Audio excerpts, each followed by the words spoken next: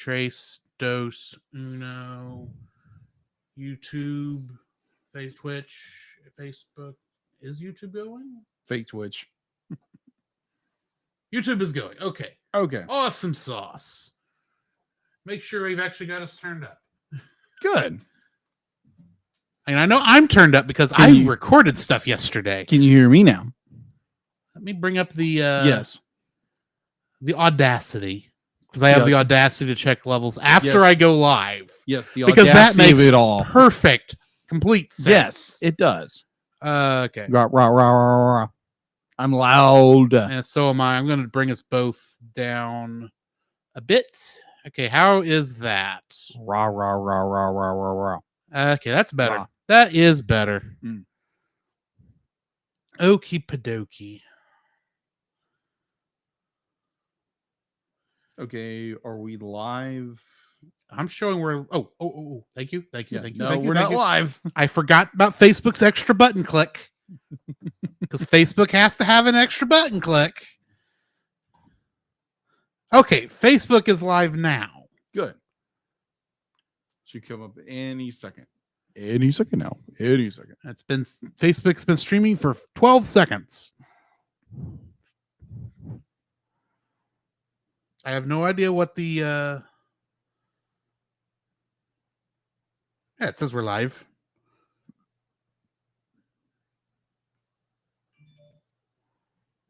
Okay, Twitch says we're live.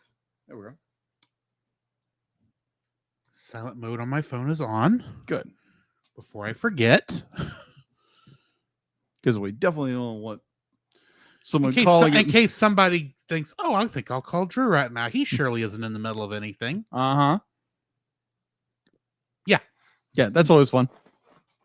I was going to joke. I was going to make fun of Chase there, but I changed my mind at the last minute. So, hi, guys. What's up, guys? This is Drew. Jacob. And we're about to record our episode review on How to Train Your Dragon 2 plus Tangled Rapunzel's Adventure. That makes a lot of sense. You're close. Rapunzel's Tangled Adventure Season 2 episodes, Rapunzeltopia, and Lost and Found. Mm-hmm. Very good episode. So how are you guys? We'll get to be getting started pretty soon. Just want to see if there's anyone talking in our chat at the moment. It takes a few minutes for people to... I'm just noticing I can't see chat on Facebook right now. Oh, move that over a little bit. That might be problematic. I can see it now. There you go. No one's talking yet. Yeah, at the moment. They'll get there eventually. I need to get into the point of posting these things like a day early to give people more notice than like a 2-hour window. I understand. At least you remember to do it, because I forget it every single time until I'm going through setup and I see, I've got a Facebook notification. I wonder what that is. Oh, the Cellcast has tagged me in an event. Am I interested in going? I don't really have a choice. Yeah. Flying solo would be interesting. Especially for you. Yeah, exactly. Because you don't know how any of the setup works. I could figure it out. You could figure it out. I'm not saying you couldn't, but thank you. At the moment, you have no idea how this setup works. Yeah, I would be like, okay, let's figure this out. It's like, oh, who do I call? I can't figure out how to make Riverside record. It's called hit the button. Speaking of Riverside, yeah, Deedla, are you here? I guess I got to turn.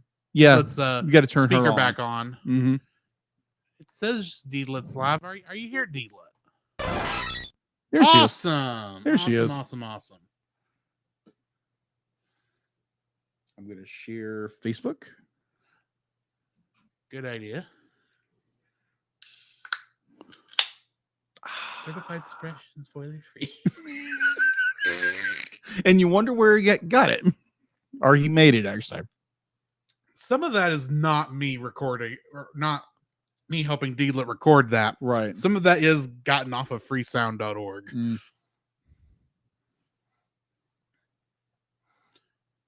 But some of that is me because I couldn't find what I was looking for. I got you.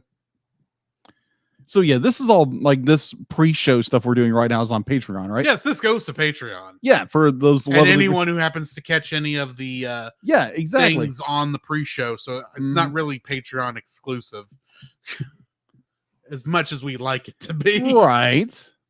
But it is what it is exactly for the moment. Precisely. Yeah, and the cool thing is we're coming up on 5 years. Which is awesome. Yeah. And we are past, like, I think 10.4K downloads. That is I think awesome. When I was looking at it earlier today. Yeah.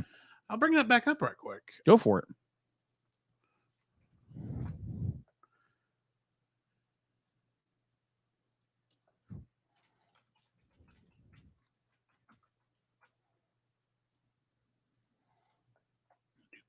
No, you can't use your mother's name as a password. My mother's name is not the password. I know, I'm joking. Not that you know the password either. No, I don't know the password.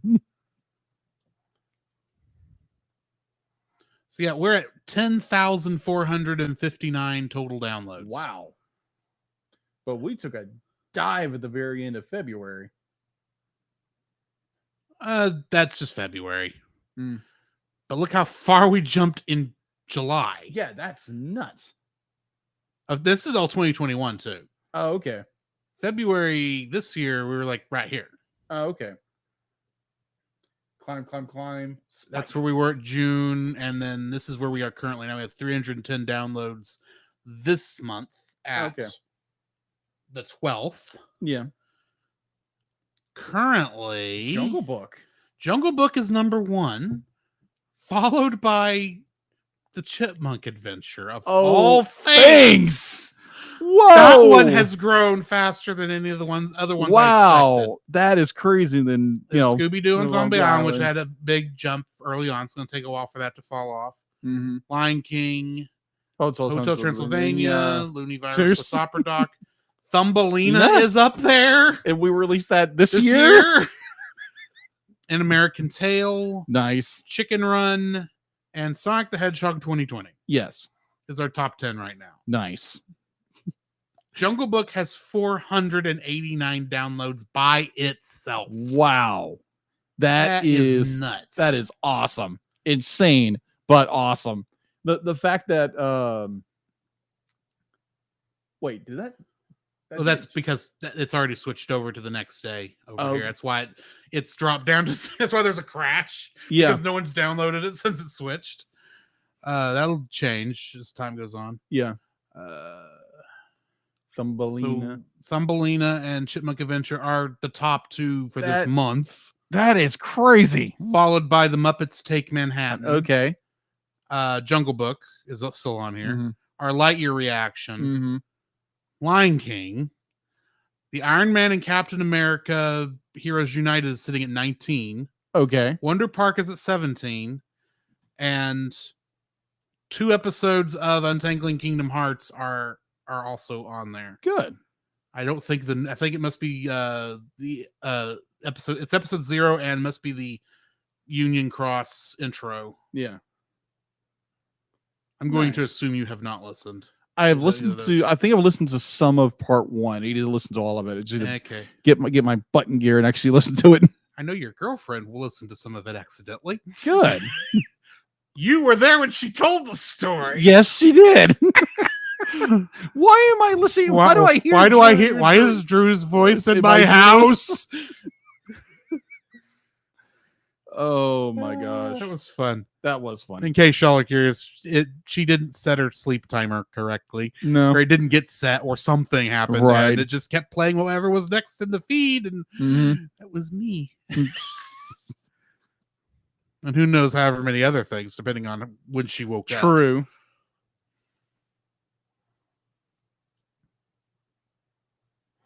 But anyway. Anywho's.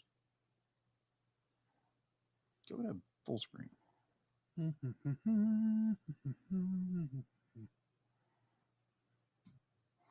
So yeah, we will get started fairly soon. Just trying to give it time for people to get in the chat. And they will. And they'll come in while we're, doing stuff too. Mm-hmm. Make sure my notes are up. There's a couple of good Kingdom Hearts connections this week. Really? Yes. Hmm. One of them you ought to be able to guess, even though he didn't actually do much in this particular film. Hmm. But that's the only hint I'm going to give you. Oh, okay. I keep thinking like one of the big actors, and it's like a big actor was in Kingdom Hearts. There were a lot of big actors in Kingdom Hearts. Oh, I know this, but I'm thinking like Christopher Lee, Leonard Nimoy, Nimoy, Mark Hamill, Billy Zane. Yes. What is his name that played Hades? James Wood. I was actually James Wood. I was just watching Hercules. I forget James Wood's name every time because I want to confuse him with Kevin Bacon. Kevin Bacon is not in those games. No, he's not yet. Maybe there's a 12, there's probably a 12 degrees to Kevin Bacon. Oh, I guarantee you. But I will give you a hint in that most of the movie casts that are represented in Kingdom Hearts 3 are essentially their original voice cast with a couple of minor exceptions. I gotcha. Including Big Hero 6. Ah. And if you can't make the connection to that other character, I'm just going to leave it be until we get to that point. Okay. I had forgotten he was voiced the same character, and he had character role in both of them. Okay. Gotcha. This movie, this franchise and that movie. Gotcha. All right. But anyway. Right. I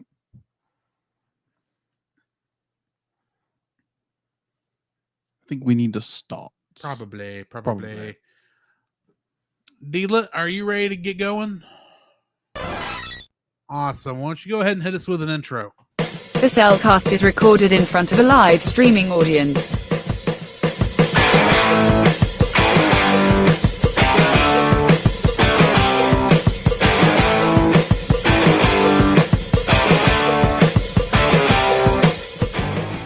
Hello and welcome to another episode of The Cellcast. Joining me today is a man who's going after the black sheep. Welcome, Jacob. Hey! Ow. Well, never mind. Thanks. I was going to grab that. Darn dragon. Thanks for nothing, you useless reptile. Why, thank you. Let me introduce our co-host, a man who just wants to get away from all the troubles of the world and ruling a possible empire at some point or a kingdom or whatever. Welcome, Drew. Sail away, exactly. Sail away. I don't know the rest of the song. How are you doing, Jacob? Dude, I am doing very well. It's been an interesting couple of days. Let's say Has that. it? Let's see. Me and my girlfriend Ashley. Hi, Ashley. Hi, Ashley. Yeah, she'll be either watching or listening at some point. At some point. So me and her, we went to Dallas. We went to Arlington to go watch the Texas Rangers game. Got to meet a couple of her, a little bit of her family.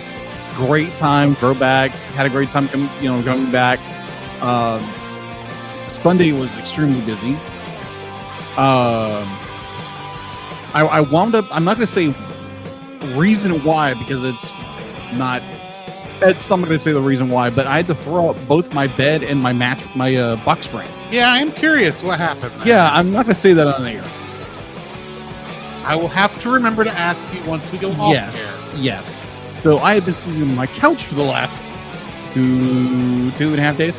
You know, you shouldn't drink water that late at night. Oh, you dirty dog. I doubt that's actually it. No, it's absolutely not. But it's just a thought that comes to mind. Oh, jeez. How's your week been? My week has been pretty good. I did have to work some weekends this week, but nothing too terrible. Did get the project I've been alluding to for the past month actually started. If you check in the RSS feed of the podcast, which some of you probably are listening to, this right now, you'll note there's a couple episodes of Untangling Kingdom Hearts in there where I'm starting with going through all of Kingdom Hearts just a little at a time, trying to make the help understand what the story is going to and where possibly it's going. And I started in a weird spot, admittedly, because I didn't start with the original Right. Kingdom Hearts, but I started with Kingdom Hearts Union Cross, which is a cell phone MMO gotcha game. Yeah. Except the game itself is now offline, so all that's left is the cutscenes.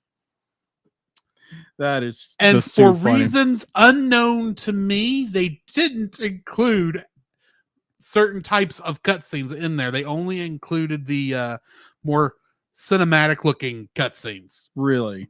Yeah, I know some of our listeners will probably know what I'm talking about when I say the paper doll type cutscenes. You probably Gotcha. don't know what I'm talking about, but Probably not. in a lot of games, they'll have in order to help save, especially of those made in Japan. Yeah. They will have like character portraits Mm-hmm. on the text box that will come in and out, and there'll be some like light animation Yeah. that are on those. The scenes that were set up that way, for some reason, they didn't leave in the game. And sometimes those scenes are where the story is. Yeah. I've discovered. So now, along with watching the episodes on my phone or Mhm. the cutscenes, Yeah. on the program on my phone, I'm also watching kind of a transitionary into what we've been watching, because I have been watching this for Untangled Kingdom Hearts. I've been on Playframe's YouTube channel watching his, because he has these playlists of let's plays called Mhm. story mode, where it focuses on just the story Yeah. of the game. He shows some gameplay to give you an idea what it's like, but for the most part, especially when you're getting to those points where you're having to, the fighting gets a little Right. long in the tooth, Yeah. he goes and just does and focuses mostly on the story aspects of the game. And he's done that for all of the Kingdom Hearts games that have come out so far. Really? He's actually working on it now for Final Fantasy 14. He's in the middle of Heavensward, this first expansion. Okay. But I have been watching a lot of his stuff recently. Okay. And to the point now where it's like, yeah, I'm actually having to I'm now including links in the show notes. It's like, yeah, this is the primary source for my work for this at this point. So yeah, other than that, if I can I'll just go ahead and hit my, well, before I do that. What have you been watching? All right. So what have I been watching? Yeah, go ahead and tell us what you've been watching. All right. So I watched I think it was Friday. I think. No. It was Saturday. When was this? Sunday. It was Sunday afternoon. I got a call from my brother Jim, and he was like, "Hey, we're gonna go watch the movie at this time." Well, I couldn't make it because I was busy. I'm busy all Sunday. Let's say that. Right. And we wanted watching it. I think at like 4 that afternoon in town. Mm-hmm. And now, I think I already said Thor of Love and Thunder. You did not say it was Thor: Love and Thunder. Yeah, I want to watch. I figured. Yeah, Thor of Love and Thunder.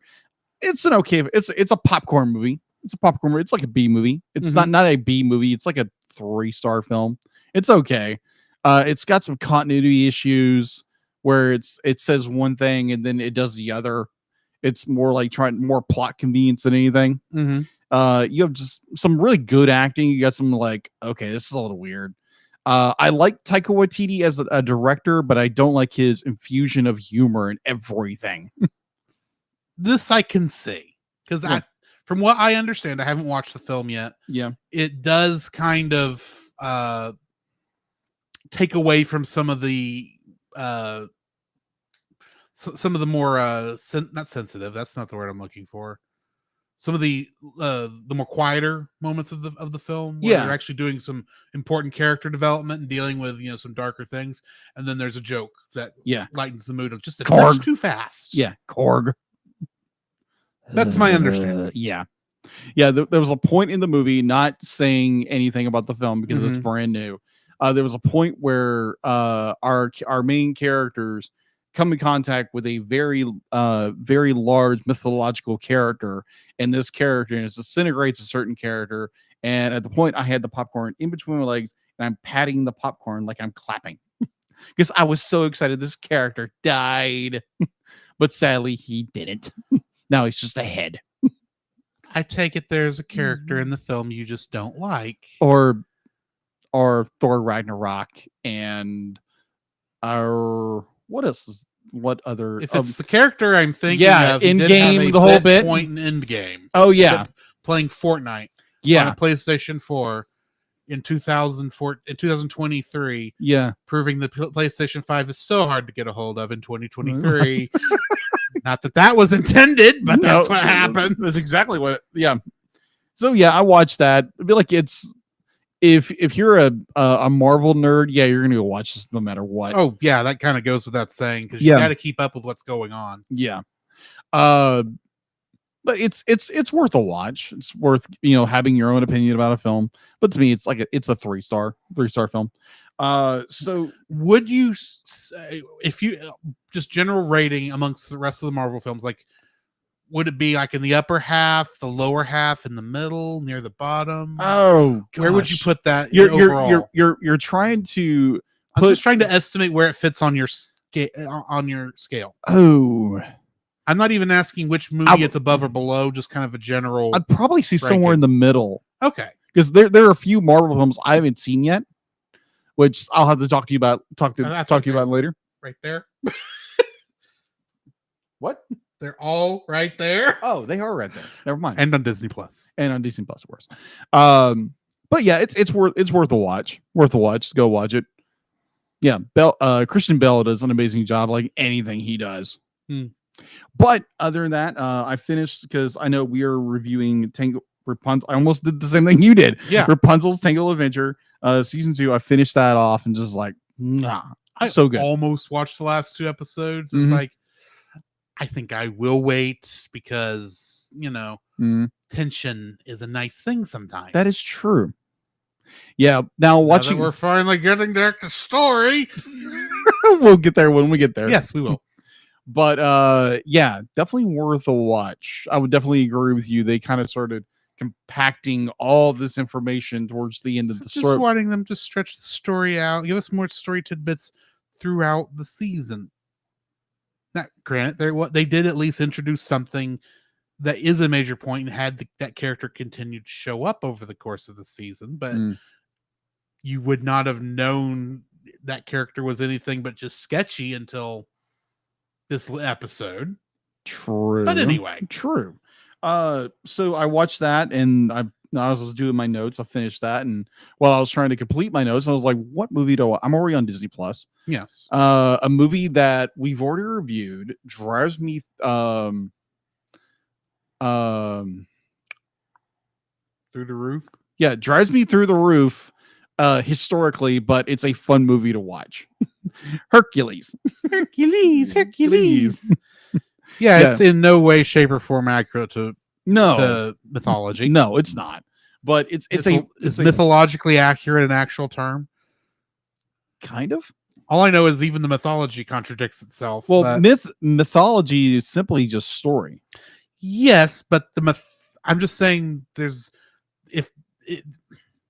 the Greek mythology was an actual was a religious belief system at one time. Yes, and unlike some cases still is. In some cases it still is, but it contradicts itself a little more than most. Oh, it does. That's all I'm saying. It does. Like seriously, that Zeus is really going to care about one of the tens of thousands of kid he offspringed. I have something interesting to bring up when we get to mine, but continue. Yeah. So I watched that. Great movie. It's on Disney Plus. Go watch it if you haven't.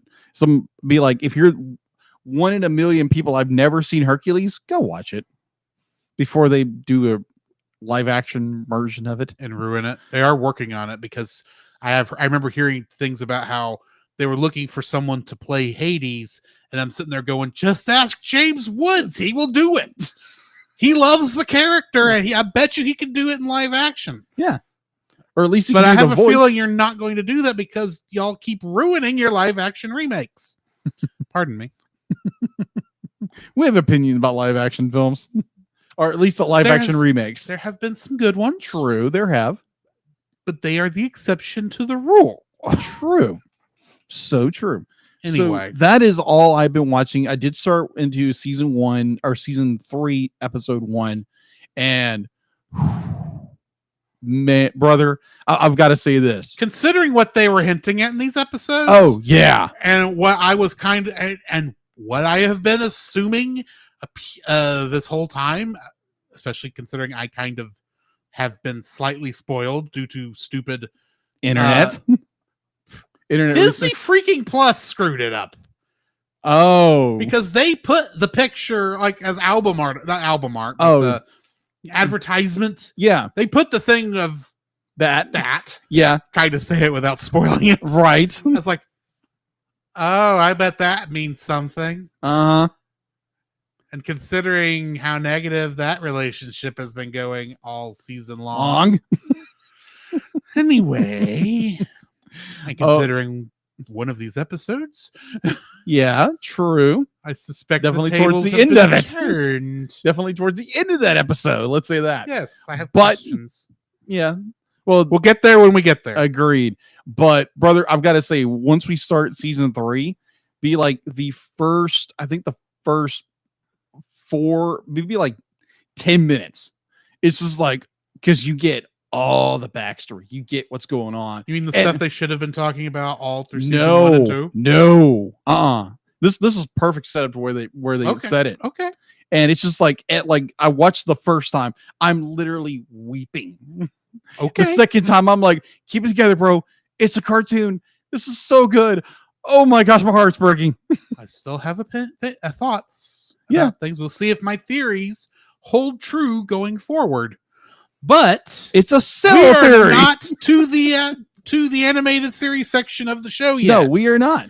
But so yeah, be like, I'm looking forward to when we finish season 2 of Yes. Rapunzel's Tangled Adventure and getting into season 3. Okay. So yeah. So what have you been watching?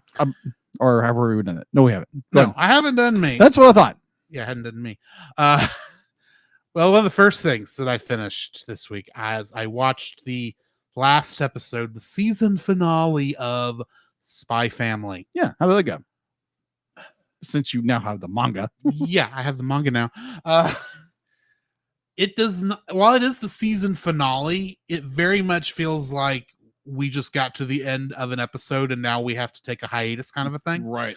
It does actually do a good job of doing like a minor wrap up, at Mhm. least letting you, it gives you a little bit of a resolution, not really a resolution, but a little more of the confirmation Yeah. that the family is a family, even though they don't claim to be, Gotcha. except to the outside world, because they still consider themselves a pretend family, but there's still a lot of confirmations like, oh yeah, this when okay,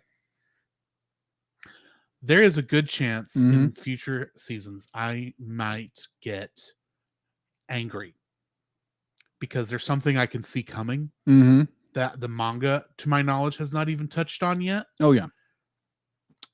And that is the fact that okay, so basic setup. Yeah. The father of this family, Lloyd Forger, is a spy for the country of Westalis. Yes.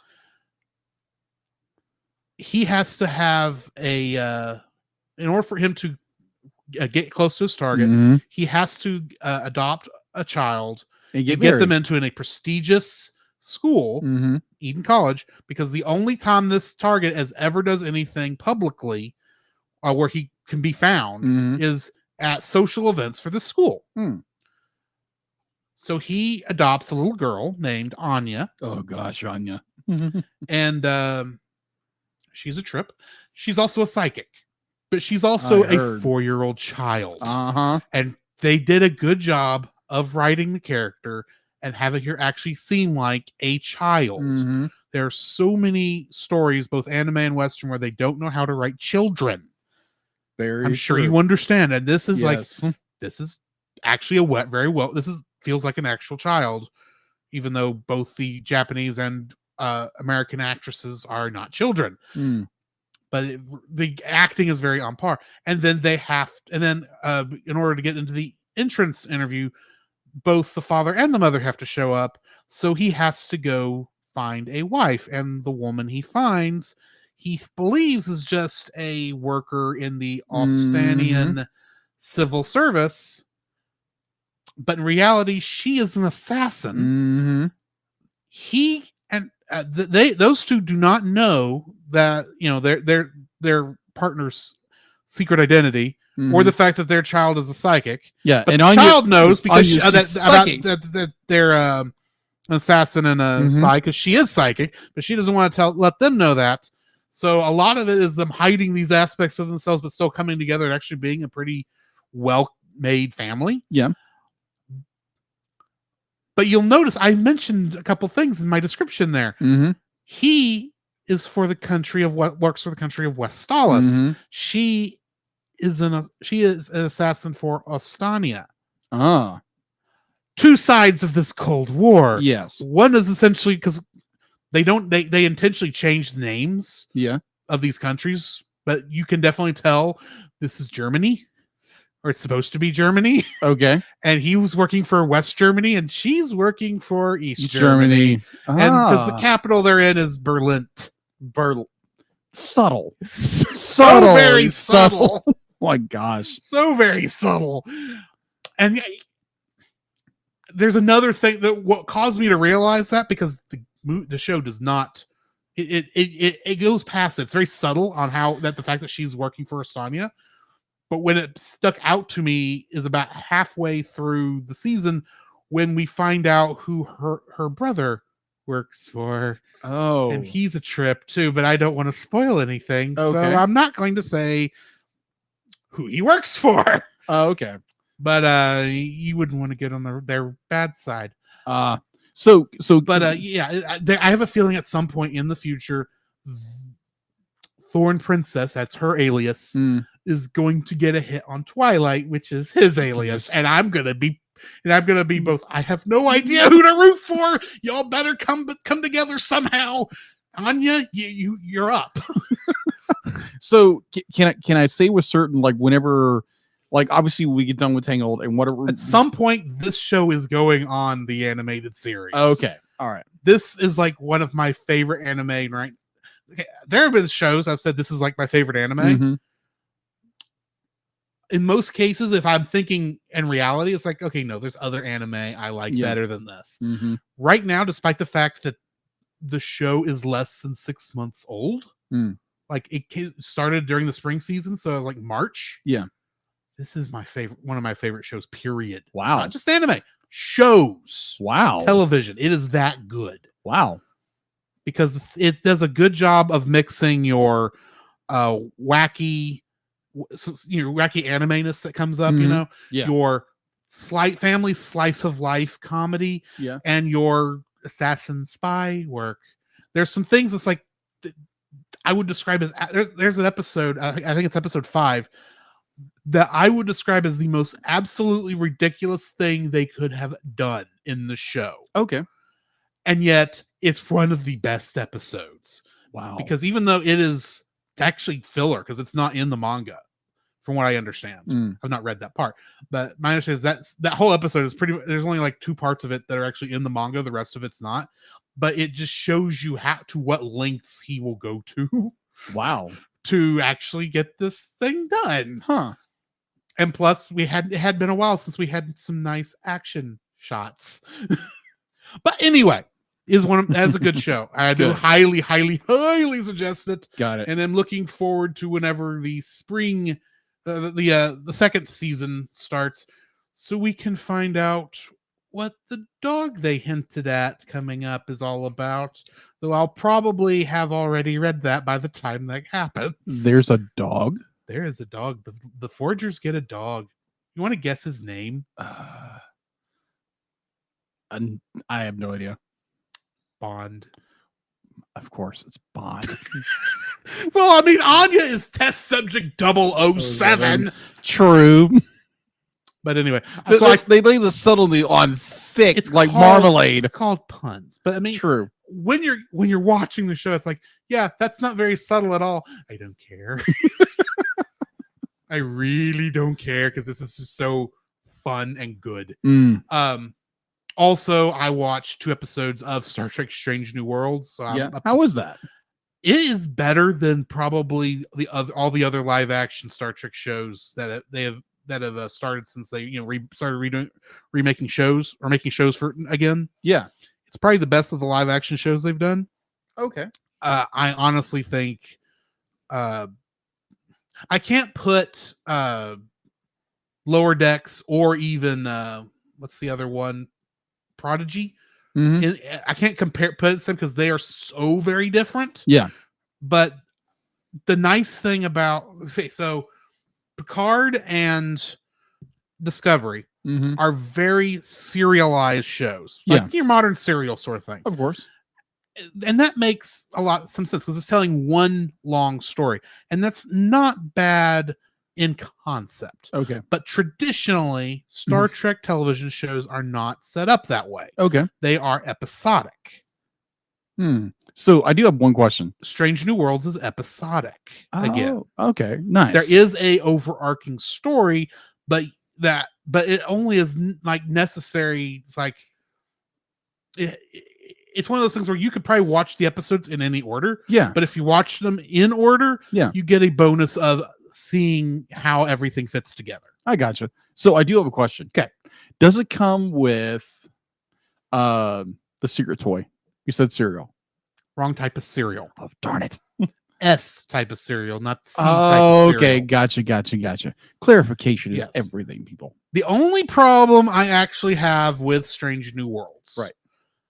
The show is supposed to take place about 10 years prior to, I think it's about 10 years prior to the original series. Okay. It does take place on the Enterprise, and it is a very good make of the Enterprise. It does make sense that probably there is a refit somewhere between here and TOS, so the sets don't look too different, too strange when you make that transition from the 2020s to the 1960s production. Right. And Pike and Spock both do a very good job. We got the Anson Mount, I can't remember who's playing Spock. But Anson Mount does a very good job as Pike.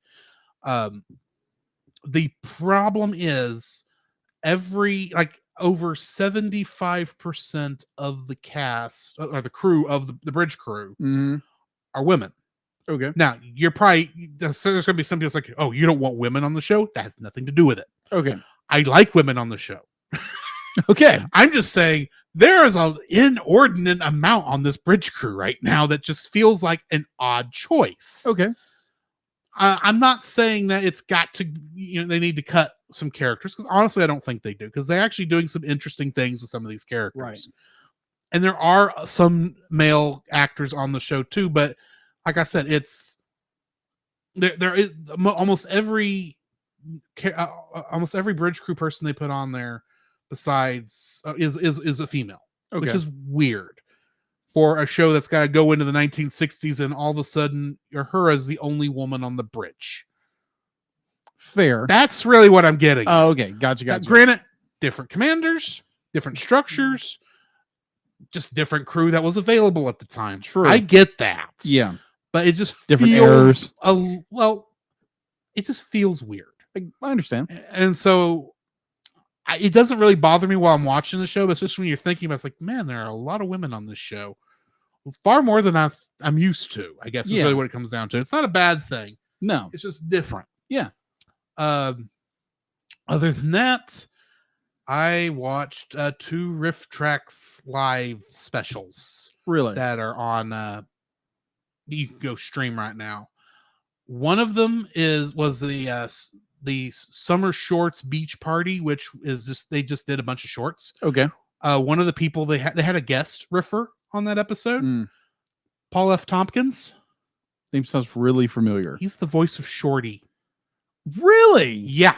Oh, okay. They had him in, and he's a comedian too. Yeah. I mean, he's him mostly as the voice of Shorty. Right. And he actually he had he was a guest riffer on like 2 of the shorts, and they were pretty funny.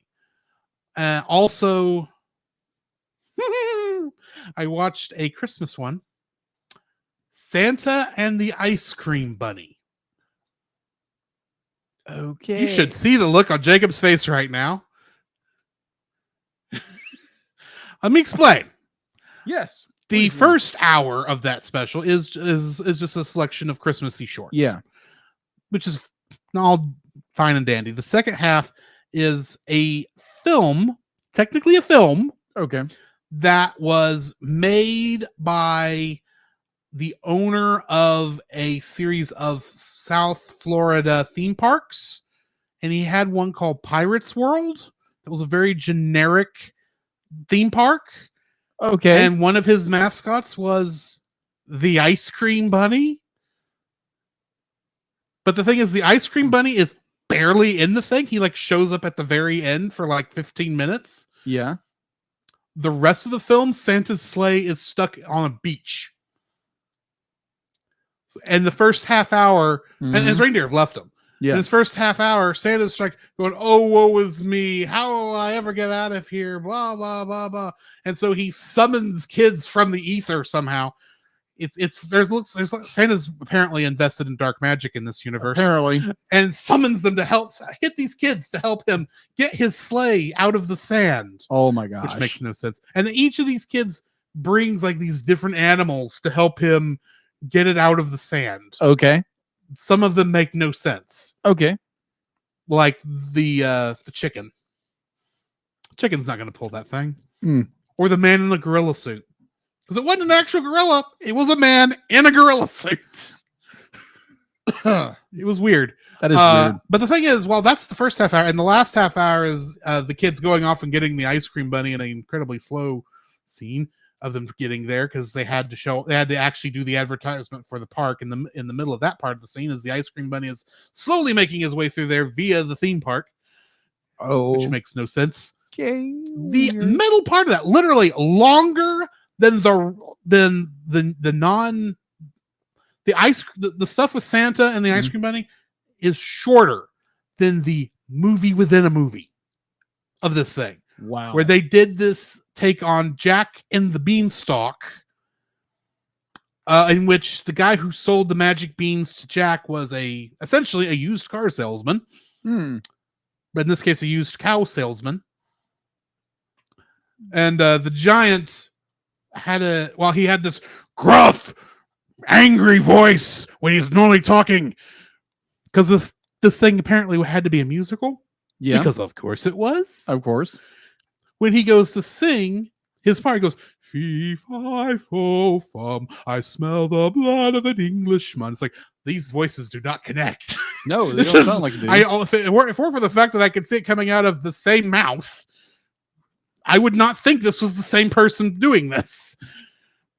It was a really dumb and goofy short, and the riffing they did on it was absolutely glorious. It was probably one of the best ones I've seen.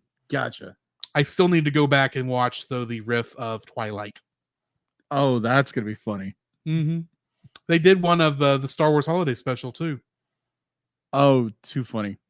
Too funny. And, of course, they've done things like, The Room and Birdemic, Shock and Terror. Things of that nature. Manos, The Hands of Fate. I'm saying movies you don't know. No, I've never heard of these. Plan 9 from Outer Space? I've heard of it. Okay. Don't hurt yourself. Okay. Only be willing to watch. If you're going to watch these movies, watch the Riff Tracks or Mystery Science Theater 3000 versions. Okay. Do not watch it without that edge of protection. Okay. I gotcha. Other than that, I have actually been playing a game. Okay. That you might actually be interested in looking up. Okay. What is this? It's called Immortals Phoenix Rising. I've heard of this film. This is essentially it's a Breath of the Wild clone. Okay. Kind of a clone of Zelda Breath of the Wild. But it takes place in ancient Greece. Or not really in ancient Greece. It takes place in mythological Greece. Where the gods have all been... The Greek gods have all been kidnapped or captured by... not Thanatos. Typhon. Okay. They've been captured by Typhon. And us, the lowly peasant who has only been a shield carrier, is now tasked with freeing the gods and becoming the hero of legend. Oh, fun. You end up getting like different like items from different mythology, like Daedalus's wings, Okay.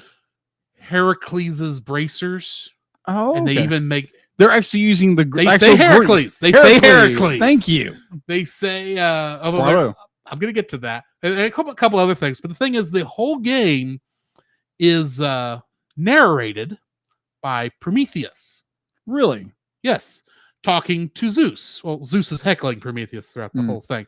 It's this conversation that's always going on in the background. Mm-hmm. And one of the funny parts, since you enjoyed the fact that they're actually using Heracles' real name, Right. is Zeus brings up and says, "Why are you saying his name like that?" Because that's his name. Well, it just sounds like a lot of extra work. Wouldn't call him her. That's not his name. Something to that effect. It's a funny exchange. And there's some interesting little things there. It's an enjoyable game, and it is fun, and it's actually very pretty. I gotcha. So let me ask you. And I think it's on PS4, and I know you've got one of those. Okay. Because I sold it to you. You did. I'm deeply appreciative of it. So I do have a question for you, since you asked me where I would rank Thor of Love and Thunder in the Marvel Cinematic Universe pantheon of movies. Where would Apropos you term. Okay. Since the gods are in that movie. Right.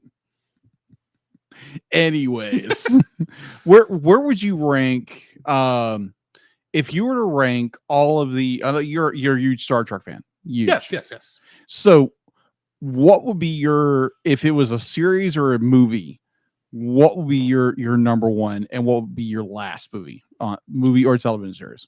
I separate these because the movies and the TV series are doing different things. Okay. So I'm going to tell you right now, my favorite movie is Star Trek VI: The Undiscovered Country, followed immediately by Star Trek II: The Wrath of Khan. Okay. Like they're like this close. Okay. But at the end of the day, 6 beats out 2 by just a hair. Wow. Okay. Bottom of the barrel. This might be a little obvious, but Star Trek V: The Final Frontier. Of course. Followed immediately right above that by Star Trek Insurrection. Okay. What about TV shows? TNG is always going to hold a place in my heart. That's Star Trek: The Next Generation, because it's the show I grew up on. The original series does a very good job of what it does. Deep Space Nine and Voyager are there. Enterprise is better than I remember it being when I've gone back and watched some of it. Discovery, Lower Decks, Picard, Prodigy, Strange New Worlds. I think that's all of them. Discovery? I said Discovery. You did say Discovery. Yeah. I'm trying to think because I've not really placed. I think Next Generation does end up being at the top, followed by Deep Space Nine. Okay. Because I think TNG, if not just for the nostalgia, but just because, in my opinion, when I think of what is Star Trek, it's that series for me. Okay. And so there is some nostalgia built into that immediately, but Deep Space Nine has got much more of a deeper story than everything else, because it's still got that episodic nature to it. But there is a long overarching stories. There are goofy points, of course, but there's also some very serious, very dark, well-written television that honestly goes unnoticed and underrated to some degree by the general public, because people don't want to go back and watch the show. For one thing, it's Star Trek and they think they're gonna, be missing out on stuff because they've not seen the other two shows. The other thing is they've still not done an HD remaster of Deep Space Nine, and they need to.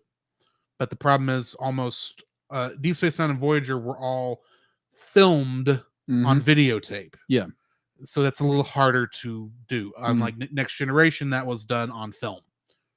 So there is that. Worst show? Worst show probably actually is Discovery. Okay. I just don't like the show. Fair enough. That's all it comes down to. I just don't like the show. Fair enough. Picard's a little bit better, but admittedly, I haven't finished Picard season 2, and it's been out for 6 months. So there's that. All right.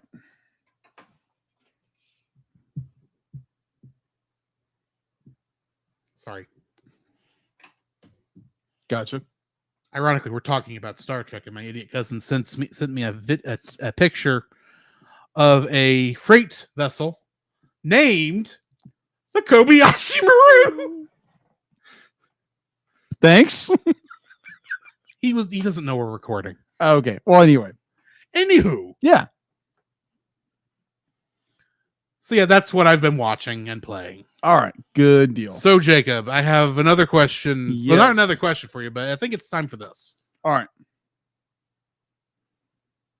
No! It did it again. It was going so well. It was.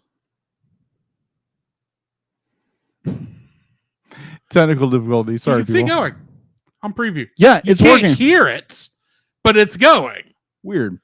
Oh, probably. Yeah.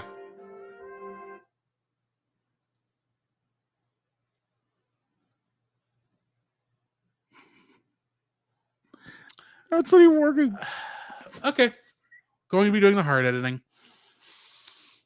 All right. So what do we got in the news? All right. So, I am probably going to butcher this man's name. How do you pronounce the I am sorry, I am horrible at pronouncing names. But the creator of Yu-Gi-Oh. Oh, you're gonna ask that? Like, Yes, I'm I know his name even without trying to pronounce it. Because I know what you're talking yes, about. I can't pronounce this. Kazuki Takahashi. Thank you. Not a name that was in my mind. I had to look it up. I got you. Yeah, the manga creator behind the global hit Yu-Gi-Oh franchise was found deceased off the coast of Nigo, Japan. The 6-year-old's artist's body was discovered by Coast Guards on Wednesday following a report by a passing boat. Takoshi, what do you pronounce it? Takahashi was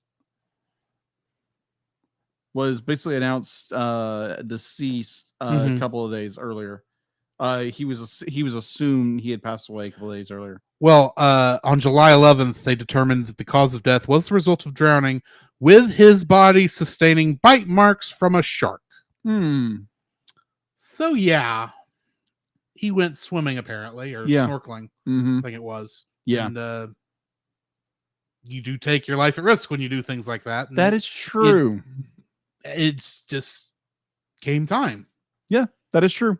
Well, I know for certain, like our pastor won't even get in the ocean. Oh, that's just him. Yeah, exactly. He won't jump out of a perfectly good airplane, but he'll that's fly how one. That's how he says like how he can fly, but he's afraid of heights. Yeah, it's like, no, he's fine in an airplane because it's perfectly good. He knows how it works. It's like, you're still in the sky. Yeah, crap can still happen. That is true. But we're not here to talk about that. We're not here to talk about that. just that fun about a pastor. Hi, Dr. Mike. So in other news, the long-awaited Batman the Long Halloween Deluxe Edition is finally coming out. Oh boy. Yeah. Oh boy. Where they mix the two into one, which they should have done in the first place. Which I'm not surprised Dallas from Geek Devotions can be fun about that.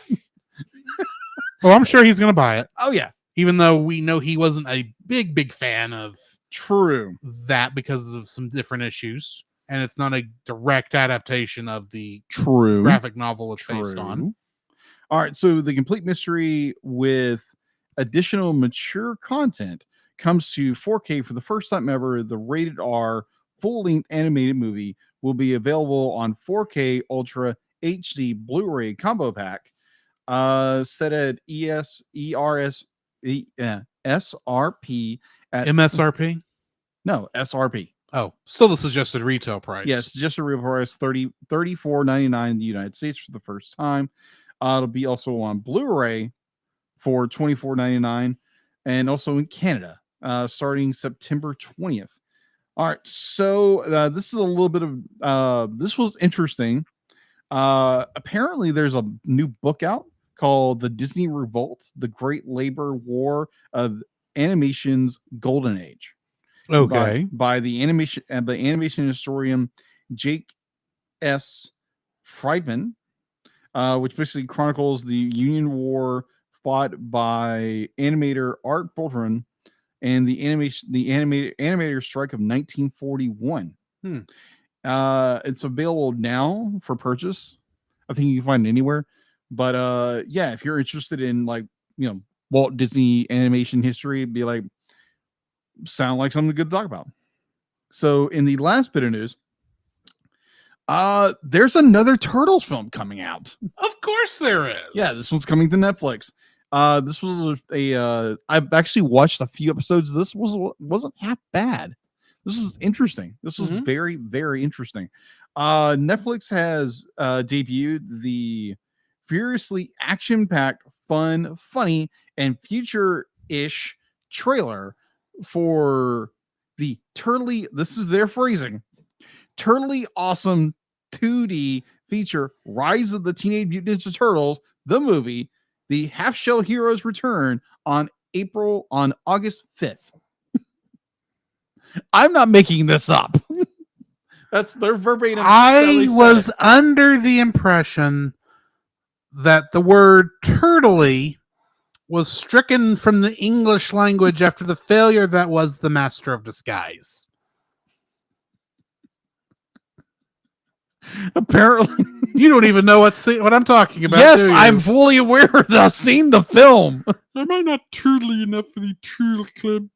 It's a stupid joke, and I thought we killed that word after that point. Apparently not. I'm sorry. This actually technically is not turtley as in like a turtle.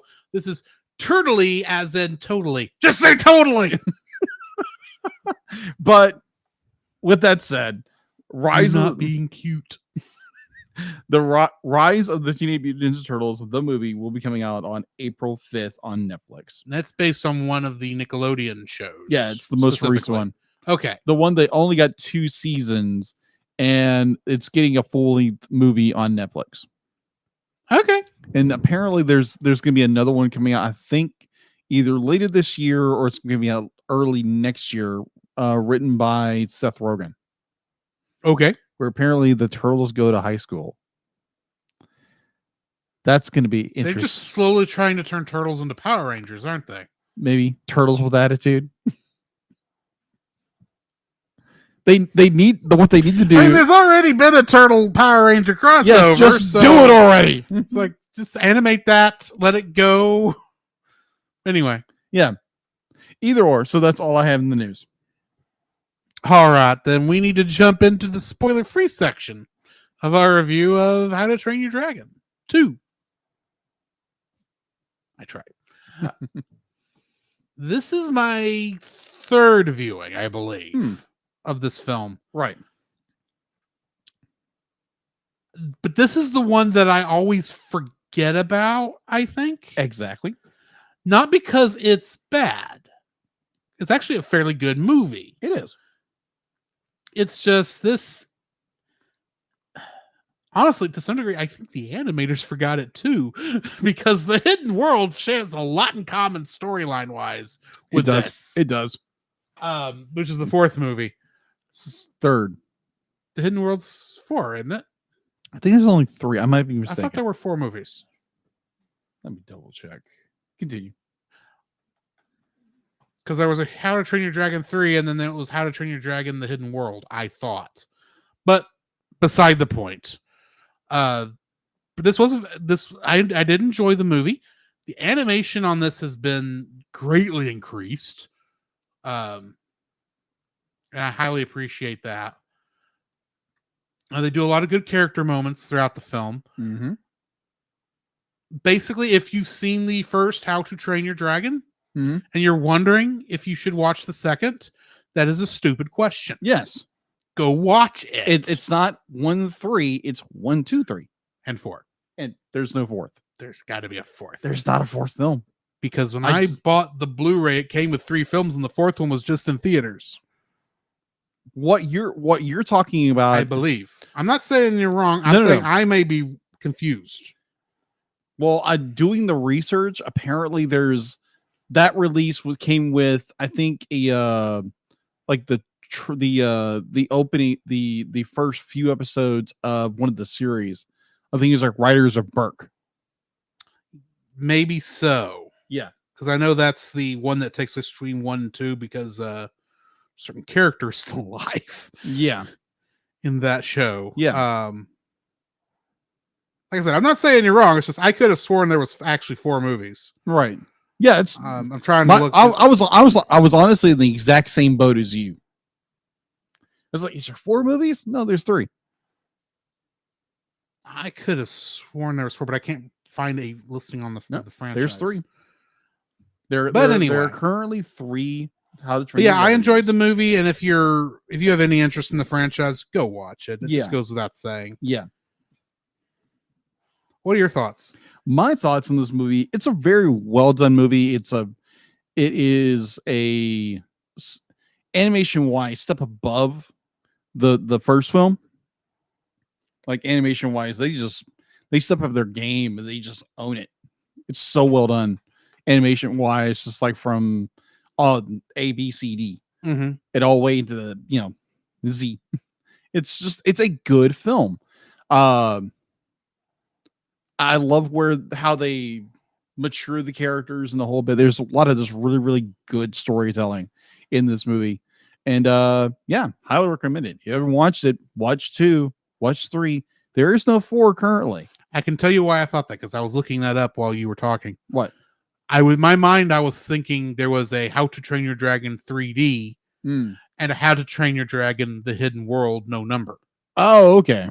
Gotcha. 3D and The Hidden World are the same movie. It's Yeah. just, they advertised one as 3D, except they were all put out in 3D because that's how we were doing things since Pandora came out. Mhm. Pandora. That is not the name of that show. Avatar.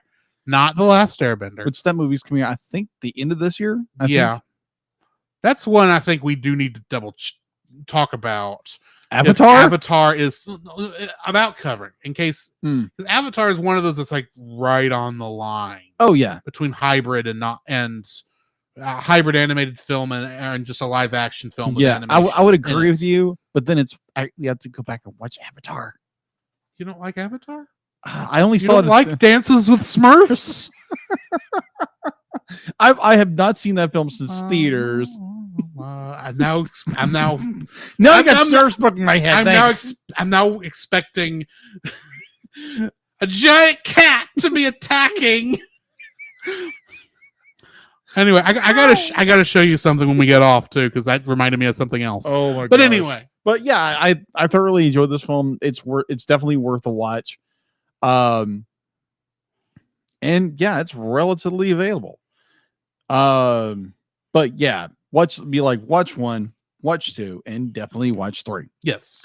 I'm actually kind of surprised it took us this long, 4 years, to get to the second movie. Right. And it wasn't you who put the second movie on the list, even though you put the first one on the list. I did. It was me, because you never would put it back on there. I still don't know why. I didn't think about it. I just because they're again, literally the main in my reason, defense. The main reason I put it on is like I went back and looked. Oh, we have so many of these series we've not gone back and finished. Mm-hmm. I put some of these on the list. Yeah. Okay. In my defense, because you said it earlier, my thought was because 2 and 3 They're movies, very alike. they're very alike. Yeah. And so like watching this film, be like, I know I've seen this film, but I'm blending 2 and 3 together. Mm-hmm. But yeah, go watch it. It's good. It's a good. All movie. right. Well, then why don't you join us on the other side of the bumpers and we will get to spoiling this thing. I'm not even going to try and click the ad read right now. He's going to pretend to hit a button. It's going to play a bunch of stuff. And then we're going to pause for a second and then get into. All right. So let's just give it about 5 seconds so I can find this.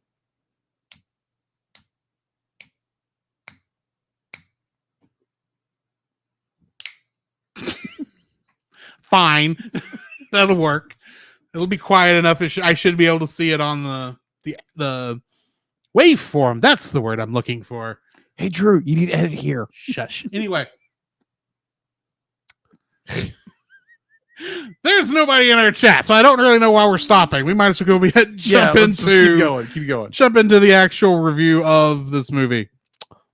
The following is a spoiler-filled review for the movie How to Train Your Dragon 2. Listener discretion is advised. They should have put a subtitle on this. I'm just saying. How to Train Your Dragon 2 was written and directed by Dean DuBois. He was also the writer for Lilo and Stitch. It is based on the book series by Cressida Cowell. Cast includes Jay Baruchel as Hiccup, and in The Sorcerer's Apprentice, that movie, live action movie, he played Dave. Okay. I don't know who Dave is because I've not watched that. Me either. Kate Blanchett is the voice of Valka, and she was Galadriel on Lord of the Rings. Exactly. Gerard Butler was Stoic, the Vast, and he was King Leonidas in 300.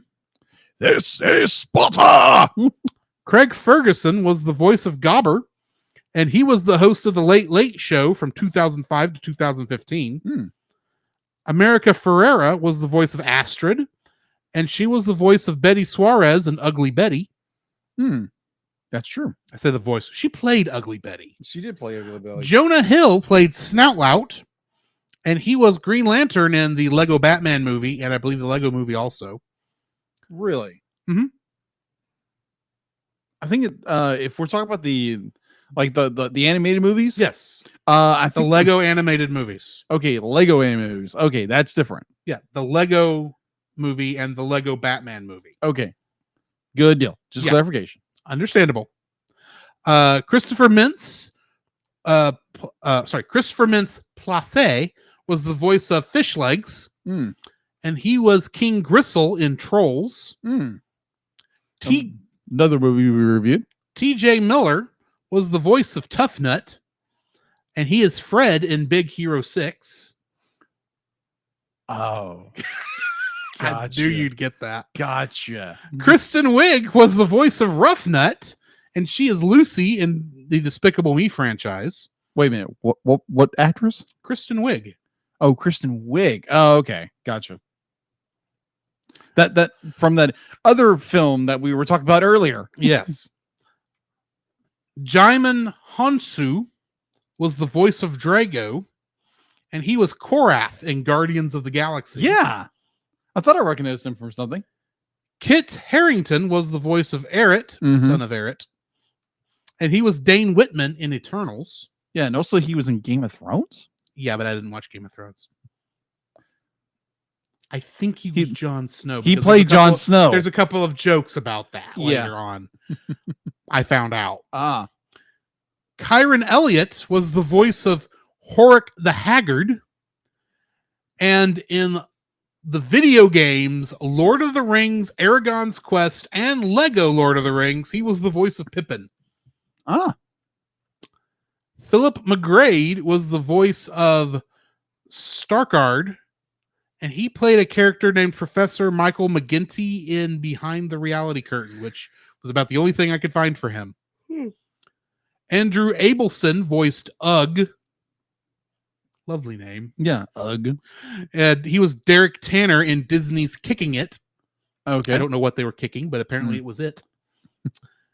Gideon Emery was the voice of Teeny, and he played Anatoly Rankakov, Russian names, in Daredevil, the Netflix Daredevil. Oh, okay. I still need to watch all that. Simon Cassiandes was the voice of No Name. Yes, that was the character's name. No Name. Okay. I even saw it in the subtitles. He's one of Eret, son of Eret's goons on the boat. Oh, okay. He was Yusef in Quantum of Solace.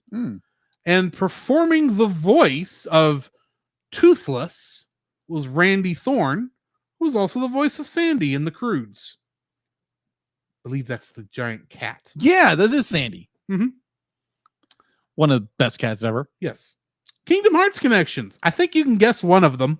At least one of them. Yeah, because I honestly think you should be able to guess two of them, but I'm only assuming you got one of them since I've already mentioned it. Yeah, you mentioned that he was in. He played the crap. He played. I know what he played. He was in Big Hero 6. Yes, he was Fred in Big Hero 6. Fred.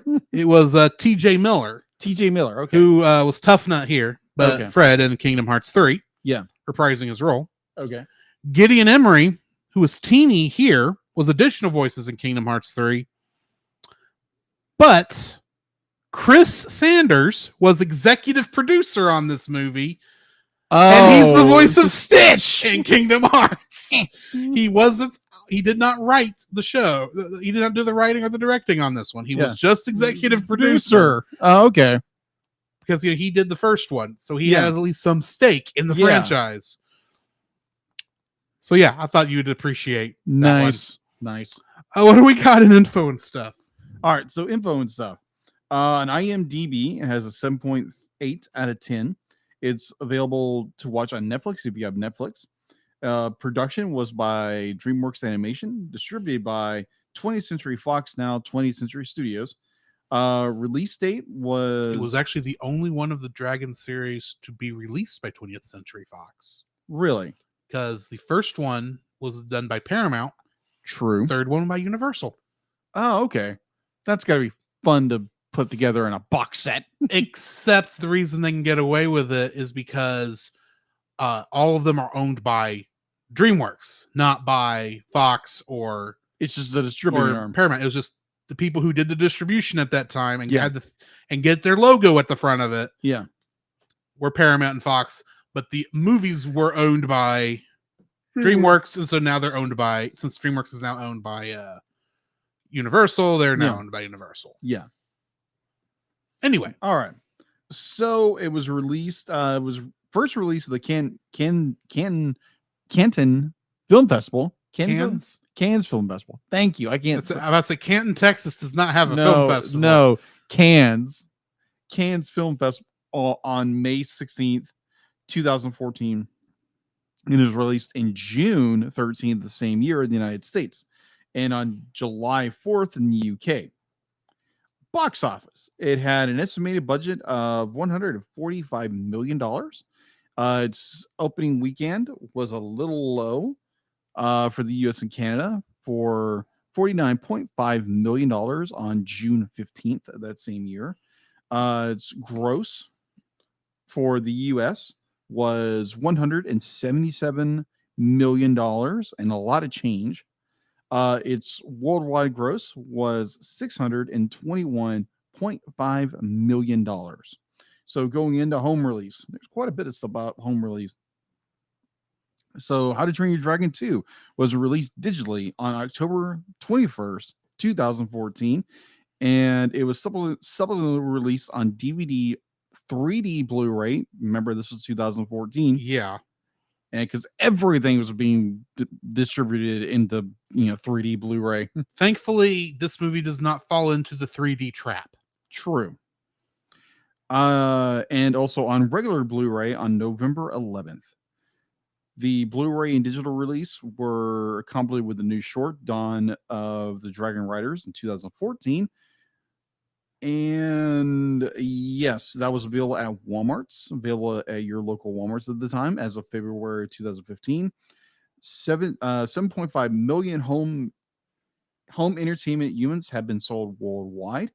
On June 22nd, 2019, Universal Picture Home Entertainment released a 4K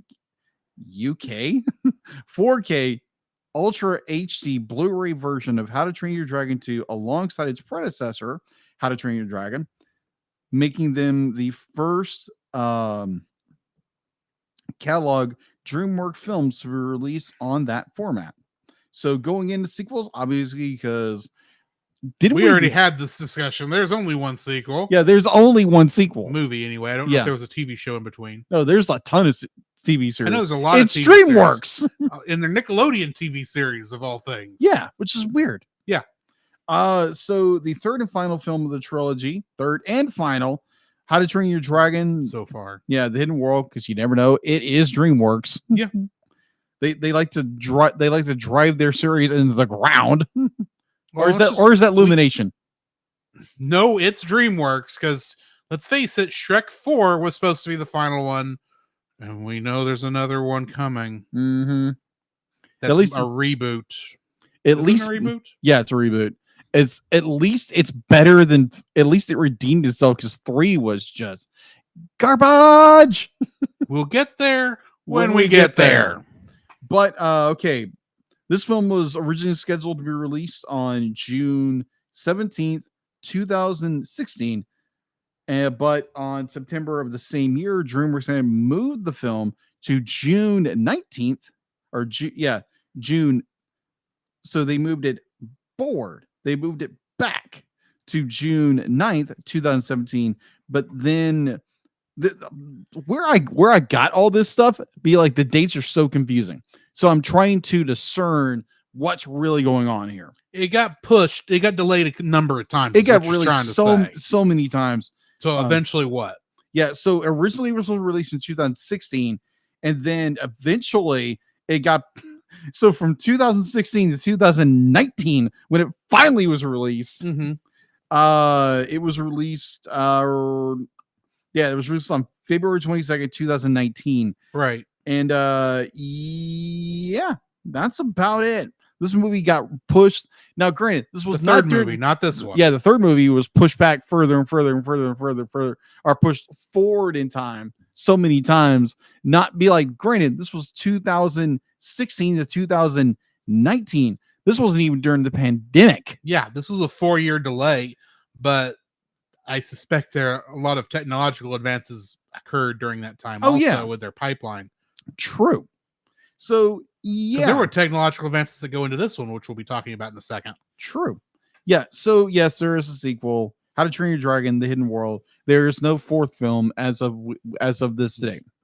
A lot of Christmas specials, though, for some reason. A lot of Christmas specials. A lot of shorts. Yeah. A lot of TV shows. This is at the time when DreamWorks had learned how to monetize their IP outside of the movie theater. True. Right. Anyway, you ready for the summary? Yes. All right. 5 years after the Viking villagers of Berk and the dragons made peace, they lived together in harmony. Hiccup and his dragon, Toothless, the Night Fury, discover and map unexplored lands. Now 20 years old, he is being pressed by his father, Stoic the Vast, to succeed him as chieftain, although Hiccup feels unsure he is ready. While investigating a burnt forest, Hiccup and Astrid discover the remains of a fort encased in ice and meet a group of dragon trappers. Their leader, Eret, attempts to capture their dragons for their employer, Drago Bloodfist, who plots to capture and enslave all dragons into becoming his soldiers. Hiccup and Astrid escape and warn Stoic about Drago. Stoic fortifies Berk to prepare for battle. Hiccup, however, refuses to believe war is inevitable and flies off to talk to Drago. Stoic stops him, explaining that he once met Drago at a gathering of chieftains where Drago had offered them protection from dragons if they pledged to serve him. When they laughed it off as a joke, he had his dragons attack them with Stoic being the sole survivor. Undeterred, Hiccup flies off with Toothless in search of Drago to try and reason with him. They instead meet a mysterious dragon rider who is revealed to be Hiccup's long-lost mother, Valka. She explains that she, like her son, could not bring herself to kill dragons. After being carried off during a dragon raid, she spent 20 years rescuing dragons from Drago and bringing them to an island nest created out of ice by a gigantic ice-spewing alpha dragon called a Bewilderbeast, which is able to control smaller dragons by emitting hypnotic sound waves. Stoic and his lieutenant Gobber track Hiccup to the nest while Stoic discovers his wife is alive. Meanwhile, Astrid and the other riders force Eret to lead them to Drago, who captures them and their dragons, and learning of Berk's dragons, sends his armada to attack the dragon nest. He also attempts to have Eret executed, but Astrid's dragon Stormfly saves him. A grateful Eret later helps her and the others escape. At the nest, a battle ensues between the dragon riders, Valka's dragons, and Drago's armada, during which Drago reveals he has his own Bewilderbeast to challenge the Alpha. The two colossal dragons fight, ending with Drago's Bewilderbeast killing its rival and becoming the new Alpha. Drago's Bewilderbeast seizes control of the adult dragons. Hiccup tries to persuade Drago to end the violence, but Drago orders his Bewilderbeast to have Toothless kill him. The hypnotized Toothless fires a plasma bolt towards Hiccup, but Stoic pushes him out of the way and is killed instead. The Bewilderbeast momentarily relinquishes control of Toothless, but Hiccup drives Toothless away in a fit of despair over his father's death. Drago maroons Hiccup and the others on the island and rides Toothless again under the control of the Bewilderbeast to lead his army to conquer Berk. Stoic is given a Viking funeral, and Hiccup, now having lost both his father and dragon, is unsure what to do. Valka encouragingly tells him he alone can unite humans and dragons. Inspired by her words and his father's, Hiccup and his allies return to Berk to stop Drago by riding the baby dragons, which are immune to the Bewilderbeast's control. Back at Berk, they find that Drago has attacked the village and taken control of its dragons. With a heartfelt apology, Hiccup frees Toothless from the Bewilderbeast's control, much to Drago's surprise. Hiccup and Toothless confront Drago, but the Bewilderbeast encases them in ice. However, Toothless blasts away the ice and enters a glowing, superpowered state. Enraged that the Bewilderbeast tried to hurt Hiccup, Toothless then challenges the Bewilderbeast to protect his rider, shooting it in the face repeatedly, which breaks its control over the other dragons, who side with Toothless as the new alpha. All the dragons repeatedly fire at the Bewilderbeast until Toothless fires a final massive blast, breaking its left tusk. Defeated, the Bewilderbeast retreats with Drago on his back. The Vikings and dragons celebrate their victory, and Hiccup is made chieftain of Berk, while all the dragons from both Berk and Valka Sanctuary bow before Toothless as their new king. Afterwards, Berk undergoes repairs with Hiccup, feeling certain that its dragons can defend it. Getting into the trivia for this, Dean Dubois asked Cate Blanchett to play the role of Valka during the 2011 award season where How to Train Your Dragon was being campaigned for Academy Award recognition. I told her that I had written the part for her in How to Train Your Dragon 2, and she smiled, saying that the original movie was a big hit in her household with her 3 boys. And said Dubois, I told her about the character, and I could see it blossoming in her mind. Dubois wanted Blanchett to play Valka because he knew she would strike the right balance of rich and commanding, mixed with a sense of regret and vulnerability that the part called for. Jaimin Hansu would often do vocal exercises to prepare for his voice acting. One of these was a loud, terrible scream. Dean Dubois liked it so much that he decided to use his Drago's cry to summon the dragons. This is the first DreamWorks animation film to use its new animation and lighting software through the entire production. Programs named Primo and Torch allows much more subtlety in facial animation, the sense of fat, jiggle, loose skin, the sensation of skin moving over muscle instead of masses moving together. Dean Dubois said, I think the film looks a lot better than the first. In addition, our film is the first to showcase a whole new generation of software that has been in development at DreamWorks called Apollo. In past versions, if you wanted to do something as simple as arch an eyebrow, you would have to select the eyebrow from a menu and input what degree of arch you would want, enter that numerical amount, and wait for that to render, whereas the new system allows you to work in a much more intuitive way using a stylus and touch-sensitive Cintiq monitor to grab and manipulate the characters, which now render in real time. It allows animators to go back to working with their hands. Chris Sanders, co-writer and co-director of How to Train Your Dragon, and Dean Dubois collaborator since Lilo and Stitch, did not write or direct the sequel due to his involvement with the Croods, although he did help executive produce How to Train Your Dragon 2. This is the only film in the How to Train Your Dragon series to be distributed by 20th Century Fox since the end of DreamWorks Animation's deal with Paramount Pictures in 2012, and with Universal taking over in 2018, a year before the third film's release. Valka was originally written as a villain. Really? But this idea was dropped in later drafts. Also, Drago was intended to appear in the third film, How to Train Your Dragon: The Hidden World, but was bumped up to the second one. That actually kind of explains some things. It does. Originally, Gobber was the one who was meant to be killed by the brainwashed Toothless.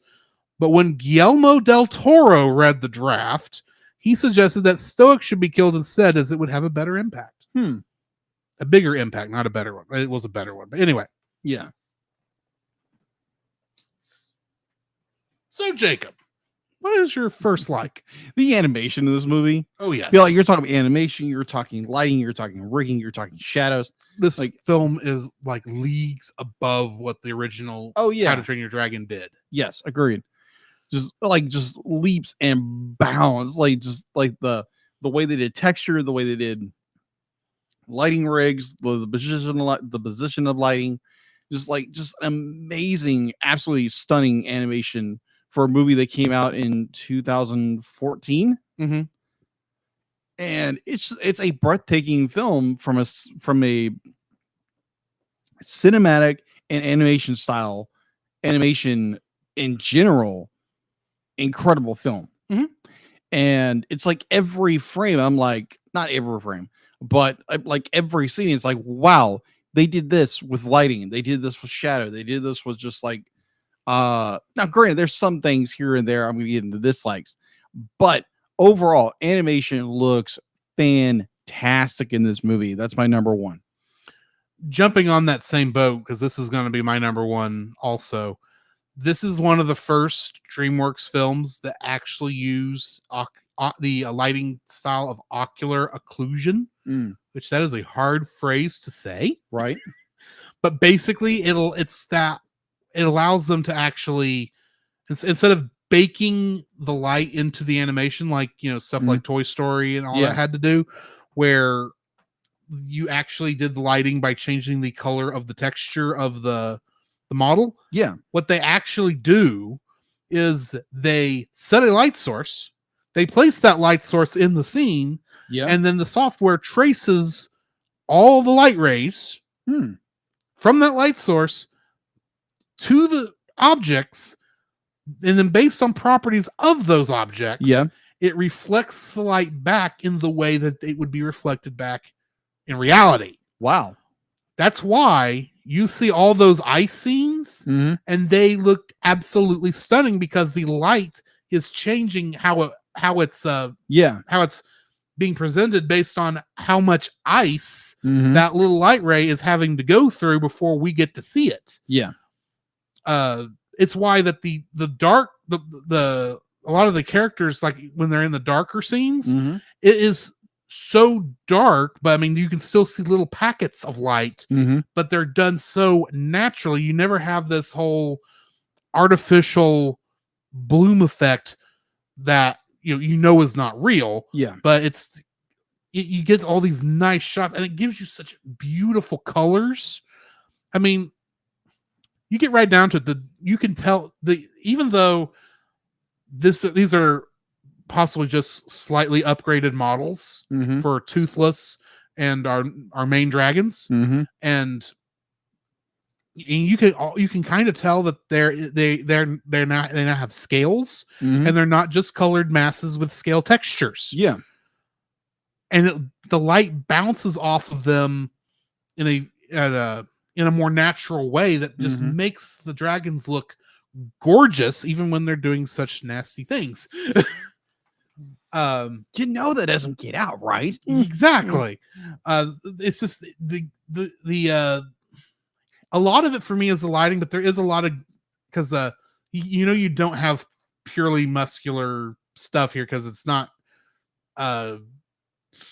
we do have more stylized character designs here than than elsewhere. But even that movement just seems natural based on the proportions that we're seeing. The water, for good night, the water is beautiful in this. I say it's beautiful. It looks like what you assume the frozen North's water looks like. Yeah, it looks like water. It looks like water. It doesn't look like a cloth texture, which a lot of times, especially in the older movies, water looks like. Yeah, I mean, it's not crystal clear, but none of the waters around Norway, is that where the Vikings are? Is that where the Vikings are? Norway. None of the waters around there are going to look like that either. They're going to look cold, dank, and dreary. So I mean, and the last one I'll point out is when Toothless powers up. Oh yeah, and he gets that purple glow from inside. It's like, oh, I don't know what y'all had to do to make this work, but keep at it. Yes. This is beautiful. I don't know how you pulled that off, because that is not reflected light. Yeah. That they showed there. That is projected light coming out of the dragon that technically the material should not be allowing for, and yet they pulled it off. Yeah. So it's like, I would love to know. I'd like to see someone show me how they did that. And it could just be it's like, oh, there's just a purple light source coming from inside the dragon, and it's bright enough that it's shining through his muscles. I'm fine with that if that's all it is. But good night. The whole thing is this whole movie is absolutely gorgeous from top to bottom. Agreed. As much as the first one is so good, it is missing the polish and the beauty that the second two movies have. Yeah. And this one is just, that's why it's part of the reason this movie is leaps and bounds better visually Yeah. than the first one. I agree with you on that. I think the story might be better in the first one, but Mm. anyway. Right. So what's your second like? My second like kind of deals with the story. That you have growth with characters. It's not like you have in like most films be like this movie takes like 5 years after your original, and characters have grown, they have developed as people. You have Hiccup, who went from this scrawny little kid to a 20-year-old man who has be like he's still trying to figure out what he wants to do in life, but you find a character who has grown and matured, and it's not this be like a movie says, oh, it's 5 years later, but the character has not grown at all. Where in this movie he has. Yeah, all the characters have grown. He actually looks like an adult. He doesn't look like the scrawny kid he was in the first one. Exactly. None of them look like the scrawny kids they were in the first one. Yeah, exactly. I say that knowing Snoutlout was never scrawny. True. But it's this the attention to detail when it comes to your characters and having them grow as characters, because you have in so many cases where in other films where be like, oh, it's set 2 years in the future, but it's the exact same character. There's no growth or visual growth to or the character. they've reversed the character from a character standpoint to what they were before the first movie. Yeah, exactly. Ralph. Continue. Yeah, I agree with you on that. Completely agree. Yeah, go listen to listen to Ralph Breaks the Internet and find out why Vanellope went from my favorite Disney princess to my most hated Disney character. Yeah. When you say you're going turbo in the first one, you have a character go turbo, and it's completely you it's break your rules. It's basically just kind of like glossed over. Anyways, we're not here to talk about Ralph Breaks the Internet again. We're here to talk about that. Very easy to get off on that subject because that still annoys us. Yes, it does. It very much still annoys the two of us. So yeah, be like you have character growth, you have like development as a character model, and it's just like whoa. Because be like the there again the animation with lighting and rigging, whatever, and just how this is done. Be like how I'm still blown away how they like animation wise made Hiccup look older. He acts older. And he's still not the same goofy kid. It's like, oh, shucks, y'all kind of character. But he's grown and he's matured. And I really enjoy that as a character, to watch a character grow and not simply, oh, it's 5 years later, but it's the same character. Yeah. He's grown and matured and he's got a lot more tech, which is cool. So yeah, that's my second like, the growth of characters. What's your second like? This is a kaiju movie. Oh, yeah, of course. And I don't just mean the thousands and thousands of on-screen dragons, which dragons are technically kaiju. They are. I'm talking, it's also the fact that we've got 2 mountains-sized dragons. Right. That actually feel like they have weight. There's a part of me that thinks that the dragons that we see, all the other dragons, are actually moving a bit too fast for their size. Toothless is one of the few I don't think that with, because he is designed to be a stealth bomber. Yeah, he's designed to be essentially very fast and quick. But so many of the others don't feel like they have the right weight for their size. But yeah, it's part of the charm. I kind of don't worry about that. Yeah. They could have really screwed that up if they'd have kept it at that thing with the alphas, but the alphas actually do feel like they have weight behind their movements. Like it's actually hard for them to move because they're so huge. Well, and living creature, we know that you can't really get like creatures much bigger than like say there's a certain size limit to how big creatures can get under their current laws of physics. Yeah, agreed. That dragons like those big 2 would definitely not be accurate for, but they feel like they are there and that they're huge and that you would not want to get. I mean, they're physically intimidating to everybody, not just the ones that they're the dragons that they can hypnotically control. Yeah. Which I don't know if the hypnotic thing, hypnosis was really a necessary thing, but we'll get to that later. Yeah. But the fact that they feel humongous. They both have this great ice spewing ability that just makes you almost feel cold watching them do that. Yeah. As they spew that out. And they are very intimidating. You get the feeling like there's a line from the Chronicles of Narnia where one of the kids asks, I think the beavers, seeing Aslan for the first time or hearing about Aslan for the first time, they say, "Is he safe?" He says, "No, he's not safe, but he's good." Yeah. That's kind of the feeling I get, at least around the white, the main alpha, the good alpha. Yeah. One that's not under the control of Goober. He's not safe. He will protect his kind, but he's good. Yeah. Unlike the other one that's just evil. Yeah. True. So, I mean, yeah, it's I kind of it almost gives that feeling not just of that this is a huge dragon, that this is actually a dragon god. Yeah. Lowercase g. Yeah, lowercase g. Yeah. That's kind of the feel of it, and I appreciate that it's there. Okay. What's your third like? My third like is the gravitas that they went and did a certain action, which I applaud because you don't see this a lot. You have a character who dies and they stay dead, or as in Stoic, be like he goes in and throws himself in front. This is my third like also, by the way. Yeah. So the idea that he gets hit by this massive blast from Toothless and he doesn't move.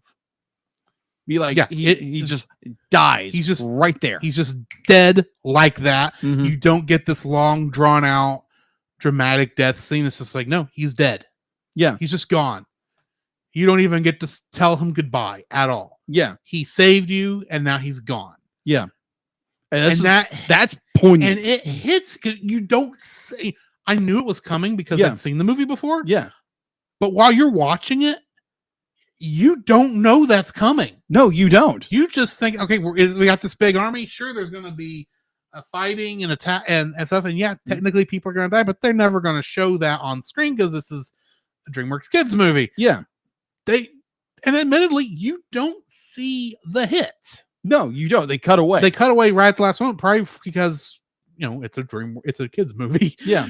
But he gets hit and he stays dead, and Hiccup's reaction, even to lashing out at Toothless, who he knows it wasn't his fault, that he that he attacked, that Toothless was going to attack him and hit his father. He knows it wasn't his fault because he was under the control of the alpha that told him to do that.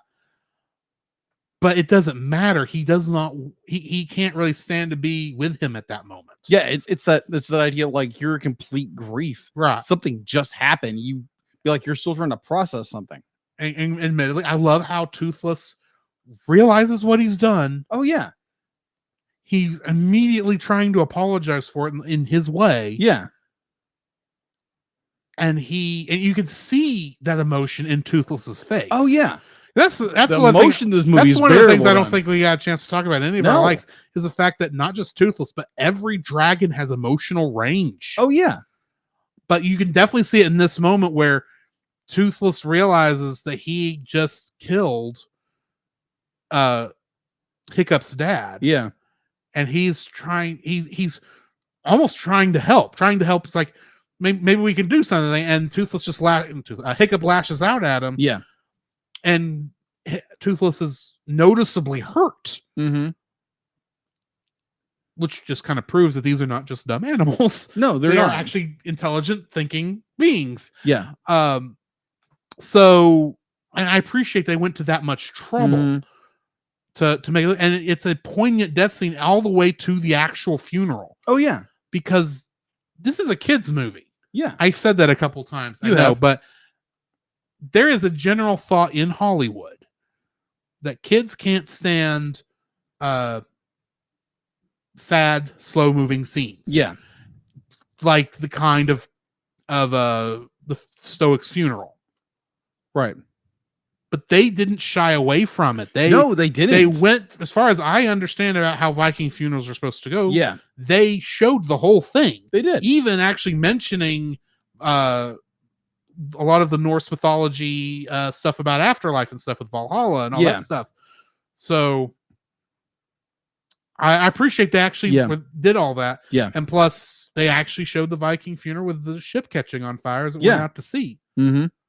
I appreciate it. Yeah, They did a good job with it. Oh, I completely agree. And you touched on something about Toothless and the way he behaved. Mhm. I loved how in the first one they kind of alluded to this, but in this movie in particular, they bring in more of the dog-like tendencies that they have in Toothless and a lot of the Right. other more of this, this pack mentality and Mhm. how Toothless, he acts like a dog. Yeah. Like from the point where he knows he's done something wrong, so he cowls like a dog. Mm-hmm. But when he's trying to help, he goes over the hand trying to get a reaction to it, Yeah. because you see that in dogs. Mhm. And it's just very well done. Like, great, we don't know what did dragons ever exist? Probably not.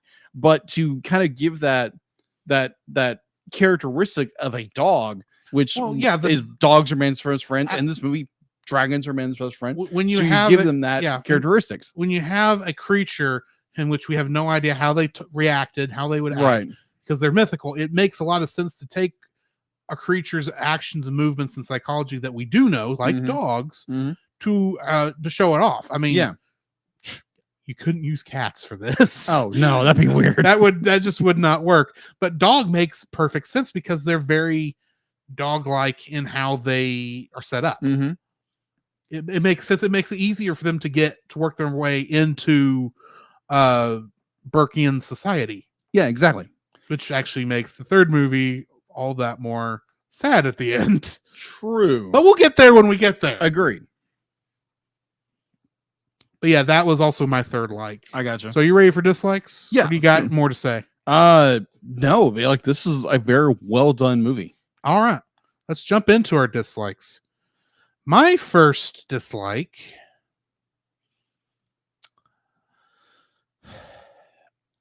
I mentioned it earlier, and now I can't remember what it is. Dun, dun. Don't you hate it when that Mhm, happens? exactly.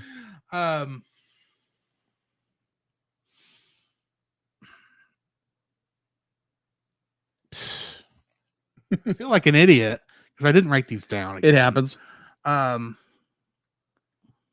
Well, I'll tell you what. While you're thinking about it, yeah, I'll go jump ahead and into give mine. I'll give, jump into give your mine. dislikes. So there's very early on. I noticed this early on. So when it's primarily when we're talking about Astrid, Mhm. and nothing against the character Astrid. The character is great. I love the character. There's certain scenes when the lighting granted, the lighting in this movie is fantastic, but for some reason when it comes to the character of Astrid, in certain scenes it looks like it's just flat. Like there's no surface, like the roundness of the face or anything. It just looked like there's no lighting on the figure. It looks like it's a flat figure. Mhm. And it's just like, that's a little odd. So there again, it's a nitpick, but it's like in certain scenes very early on, apparently they're still adjusting to the new rigging, Yeah, where there's always a learning curve with this. there's always a stuff. learning curve. And it looks like very early on, it's like definitely when you're dealing with Astrid, because they gave so much detail to Hiccup. And it's just like you had like a little light source, but there was no real like curvature to her face. Mhm. So it looked like it was flat in Yeah. some scenes. But there again, early on, and there again, it's a nitpick. Did you figure out yours? I thought of one of them at least. The character of Drago. Mm-hmm. As our film's villain, they at least do give at least a very quick mention of Mhm. why he hates dragons. Yeah. In the fact that he's essentially the anti Hiccup. the anti-hiccup Mm-hmm. in some ways because he lost a limb Mm-hmm. to them. He, not that Hiccup knew this, didn't know his mother was still alive at the time, Mm-hmm. but this guy had lost his family. Mm-hmm. But the thing is, it's mentioned so quickly, Mm-hmm. and it's glossed over so much after the point where they mentioned it, Yeah. that he feels like a one-note villain. It's like he's the villain because we needed a villain. And plus, they never explain, even with the knowledge that, he hates dragons. They never mention why, if he hates dragons so much, why is he conquering dragons? Yeah. Well, What is his end game for all these dragons, other than he's trying to conquer all the villages? Yeah. What's he gonna do with the dragons once he conquers all of them? Yeah. I think even Hiccup brings up this point. It's like, be like, yeah, you're just a bully. That's all you be like. Right. You just want to be like, you use dragons to conquer people. And the biggest issue I have with that is he's a weak villain. And in terms of his motivation, in terms of story, I'm not saying, I think we've brought this up a lot of times before, but I'm not saying that you can't just have a villain who's evil for evil's sake. Right. But when you have a character, a villain that you're trying to humanize, but you barely humanize them. Yeah. So they are very watered down, both as a humanized villain and as an evil for evil's sake villain. Right. You weaken the villain overall, which then has the problem that, because it raises the issue that a good villain makes their heroes more heroic. The strength of your hero is directly proportional to the strength of your villain. True. So if your villain is weak, it doesn't matter what Hiccup overcame in the first movie. In this movie, Hiccup is relatively weak in comparison. He does a lot of good stuff, but he doesn't have as much to overcome. In the first movie, he had to overcome, the discrimination that the entire village felt against dragons. And he had to bring that and show that, no, these dragons are good, are good. They can help us and all this other stuff. This one, he's saving the dragons because he likes dragons. Yeah. The other guy's conquering dragons to use against other people because that's what villains do. Yeah. And we've got this little revenge storyline kind of built in there, but we didn't really go into it enough. We don't really feel like we feel like that's more of an excuse more than an actual reason. What he's using as an excuse, a rationalization to do all this, but it's not the reason for doing what he's doing. And they never tell us really why he's doing why the villain's doing what they're doing. And that's just, if they didn't decide if he was an evil for evil's sake or if he was a humanized villain. They just said he's just a bad guy and we're not going to go any deeper than that. Now, granted, from what I read in the trivia earlier, where he was supposed to be the villain of the third movie, right, and they had to bump him up when they decided that Valka was not going to be the villain of the second movie. Even though you can tell at one point her design, she was intended to be villainous. Yeah, very easy. You can see that in there, but I have a feeling they didn't have a chance to actually work on his character enough when they had to move him forward in the story to actually give him a decent backstory. Yeah, actually work on his character. So the fact that Drago is just such a poor villain is my first dislike. What's your second? My second dislike actually has to deal with Drago. Okay. So we kind of like you said, I agree with you that Drago is kind of a weak character. He's a weak villain. His motivation is kind of, it's not weak sauce. It's not like we get a understanding of why he does it, but it's not such a profound, we get this, oh, he's a big bad guy. That's all he is. But when I need some clarification here. So at the end of the film, do we even see Drago get defeated, or do we simply, the big dragon flies off and does he fly with him? I don't remember. Yeah, that's the thing. Because I'd have to actually load the video up and watch it again. Yeah, because I'm literally racking my brain trying to remember. Be like, does Drago? Does he die? I mean, does he just fly up with his now defeated mount? He's defeated, but I mean, you kind of get the feeling that even the Alpha's not really, big deal anymore. Yeah, he just kind of he just floats off. Yeah, and I honestly I don't remember. Be like, if our listening audience is saying, be like, what exactly happens to Drago at the end of the movie? I don't remember. It's that unimportant to the story. Yeah, apparently, because you get the thing where because I mean, this even my summary I don't think said what happened to Drago. Yeah, let me double check here. Back up to where that is. It just says, okay, defeated, the bewildered beast retreats with Drago on his back. Right. So that's what I thought. He just left. It's like, and I'm sitting there going, is he the villain of the third movie, or is there another villain? Because it's been I've only seen the third movie one time. Yeah. And it's been 4 years. Yeah. I know it's been 4 years because we talked about this when we did the first movie, which was in season 1, and we're in season 4. Yeah. So the math is easy. Yes. So yeah, I agree with that. I don't even remember if he even comes back up again. Yeah, because like it feels like they're setting up for him to come back. But yeah, because he's not defeated, he hasn't been vanquished, he hasn't been killed or anything.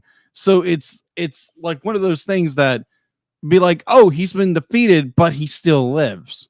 So he's still an adversary, even though he's been humiliated and his dragon has been defeated. Well, I mean, they did the whole thing where he's sent home with his tail between his legs. Yeah. But the thing is, there's nothing saying he won't come back at a later date. And yeah, and I honestly don't know if in the hidden world, if he's the bad guy in that one. Mm-hmm. But beside the point, my second dislike. Yeah. Valka. Okay. Valka. This is a problem with how they had to handle their character. Because like I said earlier, yeah. Valka was originally intended to be the villain of the second film, but they changed it to be for her not to be. But there's still a lot of that DNA of her being a villainous character in the show that you never really get the feeling that they never got her back away from perhaps her villainous tendencies. Yeah.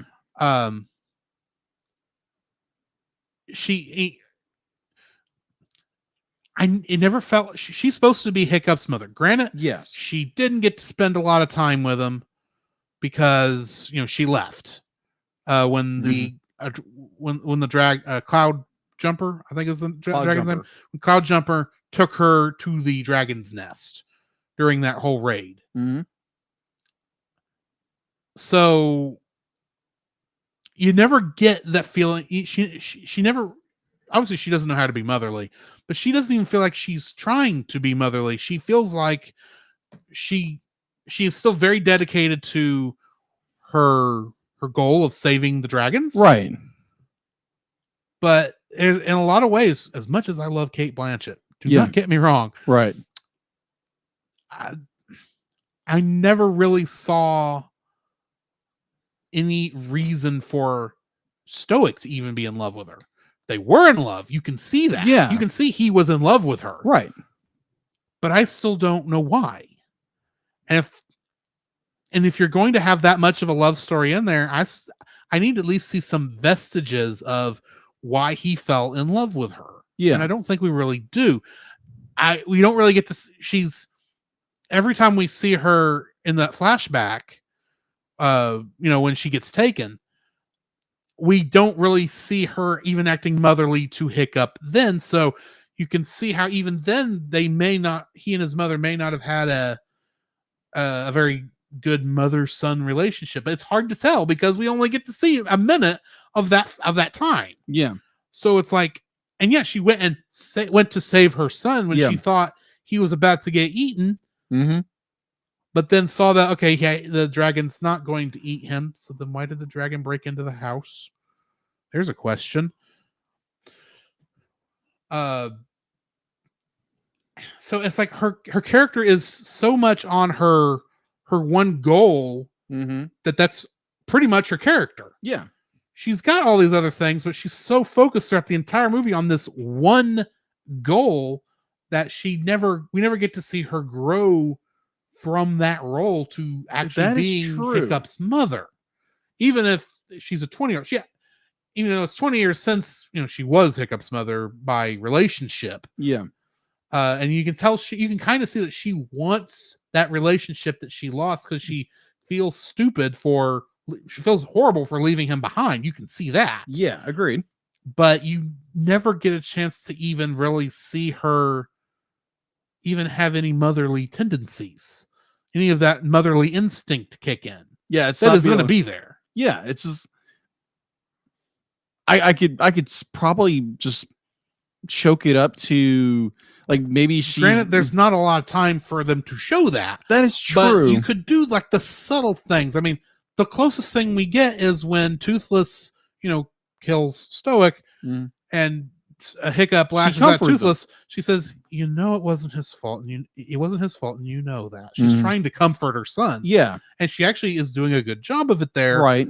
But that's like the only amount of tenderness we really see between her and Hiccup, because after that you don't have time because you've got a war to fight against Drago. Yeah, Drago. And before that, you had to focus the relationship that she had on screen with Stoic because there wasn't much time to actually show that relationship. Yeah. And even then, you only really see that he was in love with her. You don't really see much of her being in love with him because for the most part, especially during the flashback, she's fighting with him because she's saying, no, don't kill the dragons. He's like, what are you looking at, woman? They're killing all our peoples. And I don't know why I just went Scottish there. But and then you can see she's in an awkward situation when he shows back up because she knows she's wronged him. Yeah. And I guess there is some love in that. It's like, I wronged someone I love. I hope they can forgive me. Yeah. But her character is there's so much of that character that's still stuck on that dragon nest that I almost feels like we never really get to see her actually loving very much on her original family. That agreed. The movie is supposed to be getting us to want to see. Agreed. It feels like we never got to that point. Agreed. And I think that's more nitpick than everything else because, like I said, there really wasn't time to show a lot of that. But it's like, show me something. Show me a glance, a thing where she has to move his hair out from his eyes or something. Some motherly touch. She really feels just like a long lost relative who doesn't know what to do. Yeah. And granted, she is that. But it's like there should be at least some instinct.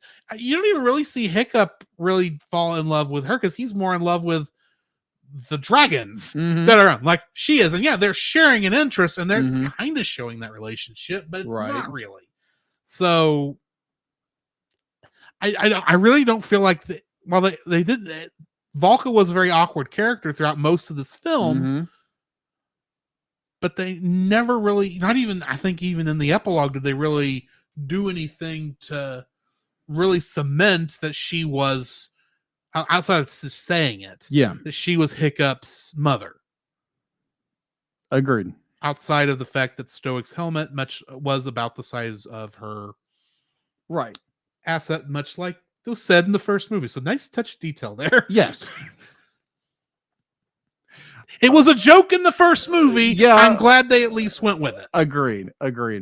So my third dislike is the fact that having watched all three films, I can't distinguish the second and third films in my head. The only distinguishing factor I have is Toothless has a girlfriend. Yeah. And she's a Day Fury or a Light Fury, I think they Light call Fury. Her. It's like, okay. And then we see their kid dragon at the end, and he's a Holstein cow dragon. He's spotted. He's a Dalmatian. The Dalmatian dragon. Just hopefully they don't have a 101 Dalmatian dragons. But it's just like Cruella de Vil. yeah, exactly. He's Cruella de Vil in the fourth one. She wants a really nice leather jacket, but still. Oh my gosh. But it's like, There's yeah, a movie we got to put on that list someday too. watching this film, I'm constantly trying to discern and separate both films from each other. And like I think it's like probably in the second act, it's like, oh, okay, this movie's starting to separate itself. But there's so much of this film that almost like it's resonating what the third film does, almost like for like beat by beat by beat in some ways. I'm not saying it's the same film, but there's so much of the elements of the third film that it blurs the line of like which film am I supposed to be watching? Because I distinctly remember you got the Hidden World, yeah, and you've got the Dragon Nest, which are virtually the same thing. Yeah, because that was the confusing part.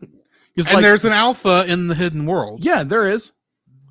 That essentially the alpha of the Dragon Nest at the end of the movie, which is Toothless, is going to pay attention to and leave all of Berk for. Now, granted, I understand we'll get more to this when we get to the third movie. Yeah. But I get why at the end of that movie they had to get to a point where dragons or mythological creatures again.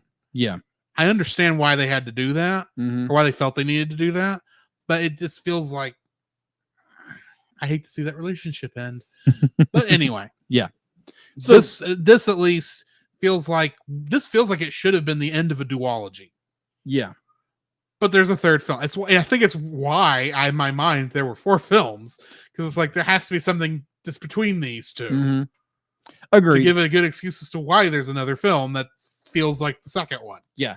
Now, granted, this is not the fault of the second film. I think it's just the writing, or even the third film, for that matter. Yeah, I think it's just like I think it's just an unfortunate happenstance. Yeah, exactly. Similar films. Yeah, and it could be so many different same elements. Yeah, and it could be like we were saying earlier, because the Drago was supposed to be the third film's villain. True. It could be that the outline they had,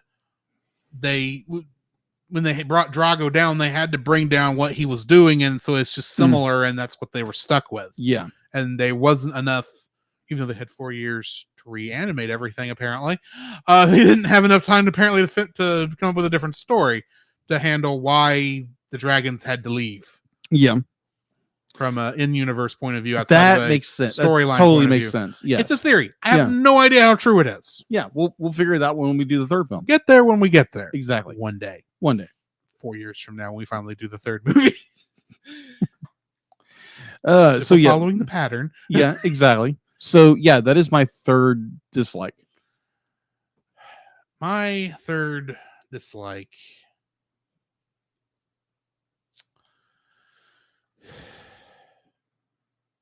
They really didn't point out that Stoic had a dragon at the beginning of this. They make a big to-do about what was Stoic's dragon's name? Skullcrusher? Skullcrusher. They make a big to-do about, Skullcrusher needed a rider. That's why they gave him to Eret, son of Eret. Yeah. They make a big to-do about that. Yeah. But I'm sitting there going, did he have a dragon before this? Stoic? He didn't have one at the end of the first movie. If he got one, it had to have been between the movies. And they never, I don't remember them actually showing him on a dragon until they went into battle at the very end, before he died. I don't remember seeing a dragon for him until that point. Not saying there wasn't one there. I'm just saying because of the way it was shot, most of the scenes where he was perhaps on Skullcrusher might have been cut out for one reason or another. Yeah. Because literally, they don't even show them flying to the nest. Yeah. Him and Craig Ferguson, whose name the character's name I can't think of right now. They don't show him doing that flying there because they literally, it's like they just show Gobber. up. Gobber. They show up and kind of spook. You don't even know they're on the island until they're trying to drag Hiccup away, not knowing that his wife is there. Yeah. So I didn't even realize he had a dragon until, well, like I said, there was a point during that battle where it's like, okay, so he's got a dragon. I didn't know that. And then they make that big to do about, now Eric's going to have his dragon. It's like, I don't remember Skullcrusher being Stout's dragon. Did I miss that? Maybe. I don't know. I'm not, like I said, it could have just been put on the cutting room floor because every scene involving the dragon up to that point might have just been hampering the flow of the movie. Yeah. I get that, but I don't remember him doing it. Now, I vaguely remembered him having a dragon because I vaguely remembered a commercial on Nickelodeon that I happened to see one time when I happened to be on that channel watching something. I don't remember what, and there was a commercial for the Dragon TV show, Riders of Berk, and I remember it's like, now Stoic has decided now he needs a dragon. I'm like, okay, he had a dragon. Didn't know this. Almost makes it more sense that he wouldn't have a dragon and someone had to carry him. Yeah, I think with this, it's one of those that if you hadn't watched the TV show prior to this, you may not have known. You may not have known. But you can't, as much as I love connected universes between TVs and movies, you have to at least, when you're switching between your major audiences like that, you have to make at least some assumption that some of your audience has not seen that show. Yeah. So you need to actually give us at least a couple shots. Now, granted, there could be shots in this film. I don't remember them. Like establishing shots of him on that dragon. Yeah. I don't remember them. I'm not saying you've got to have a scene where he has to somehow convincingly say, yes, we need to get on my dragon, Skullcrusher. I don't know why I'm going Scottish again. Skullcrusher, and fly off to save my boy Hiccup.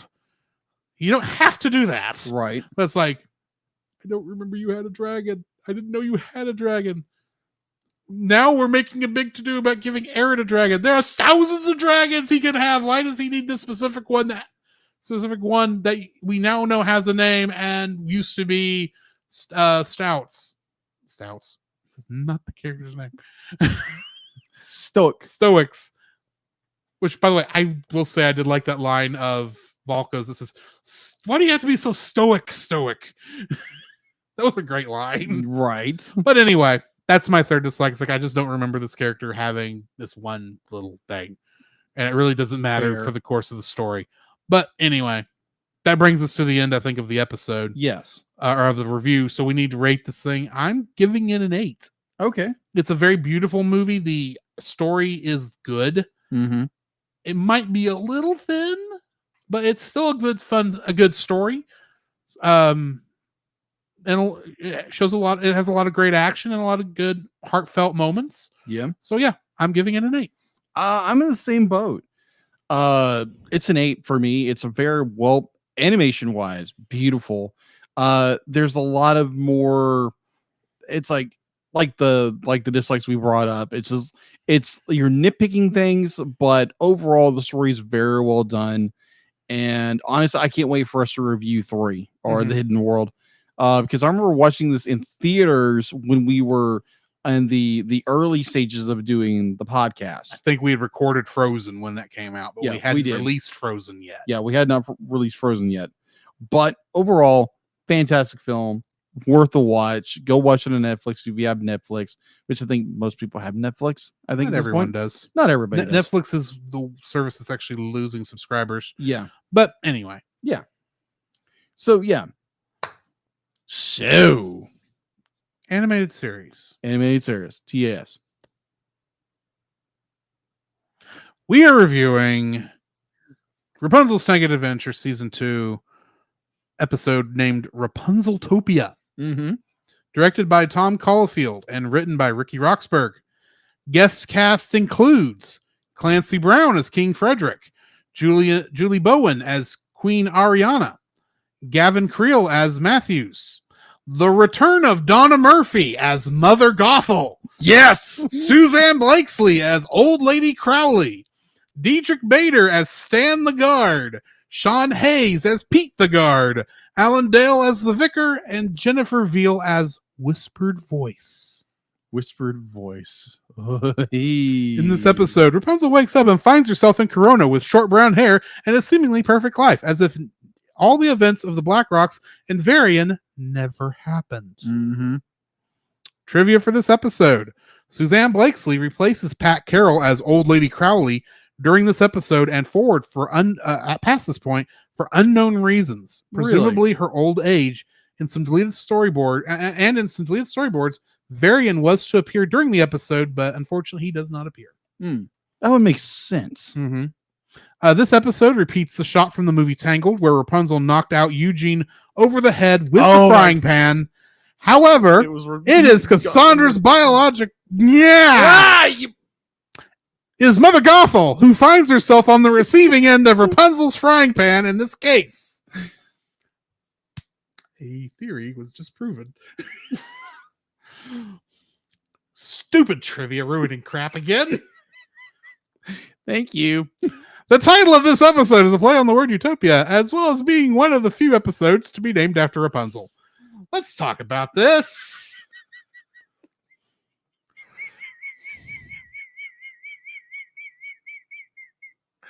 Oh my gosh. Fan theory for 2 years, proven true. As I called it. You did. I called it. You did call it. But moving And on. you haven't even seen the episode yet. Stupid trivia. Exactly. Thank you very much, trivia. This is why you should be getting the trivia instead of me. That is true. On this in this instance, but we're past the point where that matters. Yeah, that is true. Because I already know some plot points, even though I don't know what they mean in context yet. Oh my gosh. But yeah. But anyway, Anyways, out of curiosity, about how close are we to that episode? Like the next episode? the next 2 episodes. I figured. Well, you Tangled, the Tangled wiki killed us on this one. Oh yeah. Well, technically, you don't get that information until season 3. Right. But anyway, But anyways, it's like I caught some obvious spoilers in the next episode's trivia. yeah, just But a I bit. didn't take them out of this one because I didn't see it until I was reading it. Anyway, Oh my gosh! But yeah, this Rapunzeltopia. Let's talk about this Rapunzeltopia. episode. Oh my gosh! It's a We get to see Voidberg. That's not her name. Void Friedberg again. Friedberg. Who's holding whose hand? You know I don't remember the guy's name. Yeah, but it's Big Nose, isn't it? Big Nose. Yeah, It's Big Nose. Yeah, Big Nose. Because it's this idea of like this perfect life, and I'm like, Right. when she wakes up, I'm like, what? I'd be like, you obviously know it's a dream because you have Eugene and Cassandra are being buddies with each other. No. Let's start this from the beginning. You know something's up because they're back in Corona. Mm-hmm. And, I could just imagine if I was watching this on Disney Channel Yeah. and not, as a kid and not really knowing what a Mhm. season or an episode is, but I'm invested in the show. And all of a sudden this episode comes on and she's waking up in her home. I'm thinking, okay, this is a rerun. Yeah. Because it kind of has that feel at the very beginning. Mhm. Even though it has, the new episode intro on it. You're Mhm. kids, you don't notice those things. Right. It's like, okay. But then it slowly starts thinking, okay, this is all fake. Yeah. Because it starts with just Cassandra when she comes Yeah. in the room, because she is way too happy about being on princess duty, Oh yeah. because that's something she didn't like from the beginning, because that's just not who she is. Yeah. She was never really a lady in waiting type of character. Oh yeah. She's always meant to be really the bodyguard Mm-hmm. for the most part and the good friend in that way. So in fact, she's like, Rapunzel asks, what is she wearing? She says, oh, I know, isn't it cute? I'm going, that's not Cassandra. This character would never say this. 3 seconds later, oh, hey, Blondie. Oh, hey, Cassandra. How are you? They're Oh, like, you. It's like, this is wrong. This is These wrong. two things that not work together. I already know there's a lot bad going to happen in this, and I don't even know the context of why this is happening. Weren't we in a house of shells earlier? Yeah, We were, and we still are. We still are. It's like, because I like, okay, I know I still have to be in that house. That's the only way this makes sense. Mm-hmm. How are they going to bring this in? And the fact that you actually do get a scene of them running, trying to find Rapunzel in the house right before Cassandra goes off to a special room that we don't know what happens in. Right. Zip! Yes, keep that zipped. Then we follow Lance and Eugene into the obviously evil room because there's a skull. There's a Minotaur skull head with glowing green eyes. This is Disney. Green is evil. Exactly. Especially lime neon green is evil. You know this. It's been that way since Snow White. Yes. So you know you're going into the evil room, and you see Rapunzel is being covered in these vines. And you see Matthews. Who's not Matthews. I don't remember what he said his name was. And then he actually mentions fully that he serves Zontiri. It's like, oh, he kind of said that at the end of the last one too. But it's like, okay, all cards are on the table now. Okay, how do we save Rapunzel? Oh, you can't save Rapunzel. She has to save herself. And why would she? And to do that, she has to willingly wake up for her dream. But why would she leave a perfect life? And it's like, oh, this is going to be interesting. And we go. Most of the rest of the episode does take place, back in Rapunzeltopia, we'll say, and it's a throwback to Before Ever After. Yeah, the whole episode takes place during that time, except people are way too buddy. Yeah, they are way too buddy. And the one part is like when our villains like reveals his villainy. It's like, oh, be like if you don't want to stay in your perfect world, welcome to your nightmare. Well, that whole transition where it's Eugene and he's being all Flynn Rider-ish, like he always is. And all of a sudden it's like he realizes, okay, yeah, this is not going to last much longer. I need to buckle down. And he does that transition. It's like, and they play both voice actors. Both voice actors are saying the lines at the same time. Oh yeah, to give you that transition. It's like, oh, that's good. That's it's good really good. Editing. It is, and you get this whole thing. But what's interesting is how well Mandy Moore. I couldn't think of the actress of her name. How well Mandy Moore plays both herself in both instances. The technically fictional self that's most like her version of her character at this point. Yeah, and then the version of her that was going back and playing the version of her from Before Ever After, which are she's had character growth since then. Yeah, but she's very believable as both versions of this character. Agreed. And I kept thinking, okay, yeah, this is taking place in her mind. What is the worst possible thing that could happen that they could pull from? And they do it! Oh, yeah! We go back to the tower! And who's there but Mother Gothel? And it's like, yay. I shouldn't like this. This should scare me to death. But it's like, not scare me to death because I'm an adult. Right. It's like, this should be a horrible thing to have. It's like, hit her in the face. Punch her in the face. You are back to, you are not who you were when you were in this tower. Punch her in the face with the frying pan. Yes. I did the exact same thing. Especially when she starts monologuing. Yeah, the villain. She starts monologuing. Says, "Surely you should know by now, Rapunzel, that Mother knows." Bang! It's like, I've always wanted to do that. It's like, no, you didn't, but I guess on some level you did. She is the woman who raised you, technically. True.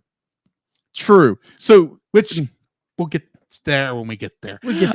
But the scene that I like the most, it was more when it shifts into the nightmare, and she Cassandra's there, and she pulls her glove off.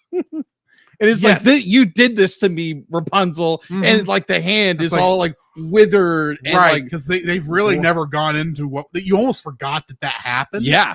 It's like, oh, wow. And then Pascal Zilla. Oh gosh, that's I did not see Pascal Zilla coming, but it made sense at the time. it did. And he doesn't look like Pascal. He looks like an actual chameleon. He does. He's got the weird eyes and everything. So I'm going, Yeah. yeah, that's how you make Pascal a monster. Mhm. Exactly. I was like, oh, this is great.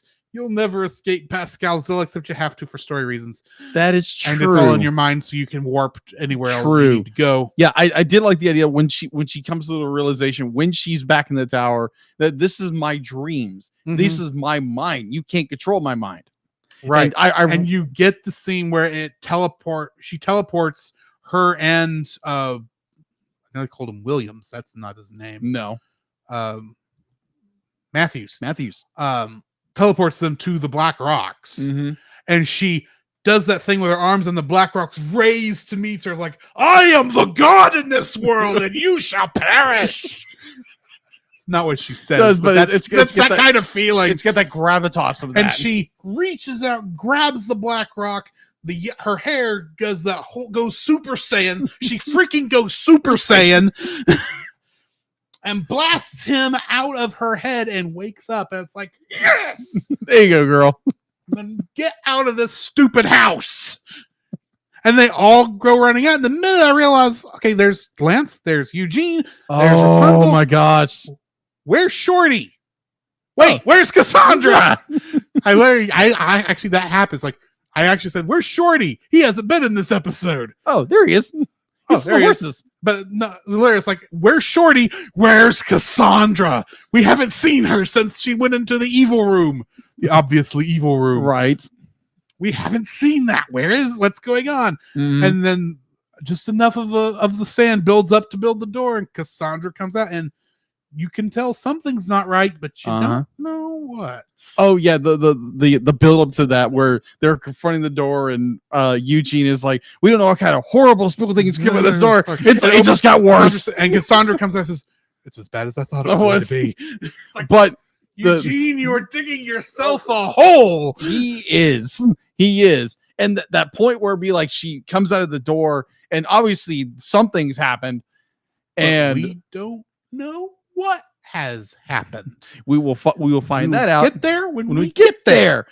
But that Probably scene where in like the final 2 episodes of the season, I'm guessing, or or the first 2 episodes of the next season. possibly One of the two, one of the two, or one but of the 4. But anyway, but that scene where it's like Rapunzel comes running up to the Cassandra and that glare. Yeah. I was like, oh crap, what happened? something happened. We something- don't know what. Something really happened. Yeah. So then it's like we get this episode. It's like, okay, we got to go. Yeah. It's like, And it just ends, and it's like, closure? Do you exist? Oh, maybe they'll get to the next one. Oh, what's the next one called? Lost and Found. Oh, look, a monkey. the stupid monkey's Stupid back. monkey's back. Okay, let's go into Lost and Found, because that's kind of how I was going at the time. Yeah. So let's go into Lost and Found. Yeah. Directed by Shane Zalvin and written by Jeremy Shipp.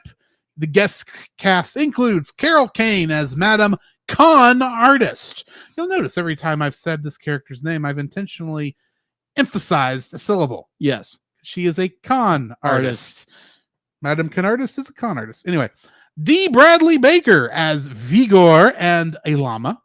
Oh, really? It's Steve Bradley Baker this time. Yes. Okay. However, Timothy Dalton as Demantius.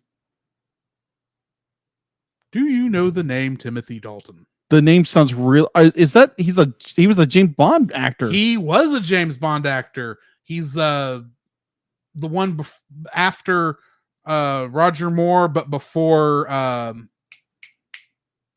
GoldenEye. What is yeah, that guy's I know. name? You're. He was in. He's in a lot of things, and I can't think of his name. Yeah. He's the one that most visually fits the description of James Bond, and I can't think of the guy's Pierce name. Brosnan. Pierce Brosnan. It's the one between those two. Yeah. He also played like a evil Time Lord in Doctor Who Yeah. at the end of David Tennant's run. Really? Yeah. Oh, okay. Good episode. You need to watch that show if you don't. Yeah. It's especially that last those last Yeah. episodes are good. Anyway, also Gavin Creel, Donna Murphy, and Eden Regal are as additional voices. Interesting. Really? The choices of those actors. Yeah. Isn't that very, very interesting? It is. I'm not going to go into why that's interesting. Yeah. No. Don't. No. No. But let's face it, I know who all these three people are. The cat's already out of the bag. No, even when you don't consider that cat being out of the bag, Right. it's like, I know when I saw that one scene, and I'll get to the rest of it in a minute. It's like, Yeah. That's Mother Gothel. That's Matthews. That's the painter girl. Yeah. Exactly. Whose name I can't remember. Exactly. Anyway, in this episode, Rapunzel and Eugene must traverse a deadly maze, and their guide through the labyrinth is none other than Vigor the Visionary, that stupid monkey. Exactly. In this episode, the fourth and final piece of the ancient scroll is retrieved, and it is restored at the end of this episode. Mm-hmm. There was my first edit in the trivia, by the way, because that trivia point went a little bit longer. Yeah, it did. It is revealed during this episode that Sugracha the Eternal, also known as Mrs. Sugarbee from Painter's Block, Mm. and Matthews, aka Tromus, and possibly Mother Gothel, Mm-hmm. once were the pupils of Lord Demantius. Yeah. Until they betrayed Uh-huh. him to free and serve their new master, Zantiri. Yes. Rapunzel mentioned the Demantius device that stopped the blizzard during the episode Queen for Uh-huh. a Day, which released Mrs. Sugarbee, aka Sugracha the Eternal. It is the third time Rapunzel unleashes the protective shield from her hair following the episodes What the Hair and The Quest for Varian. Uh-huh.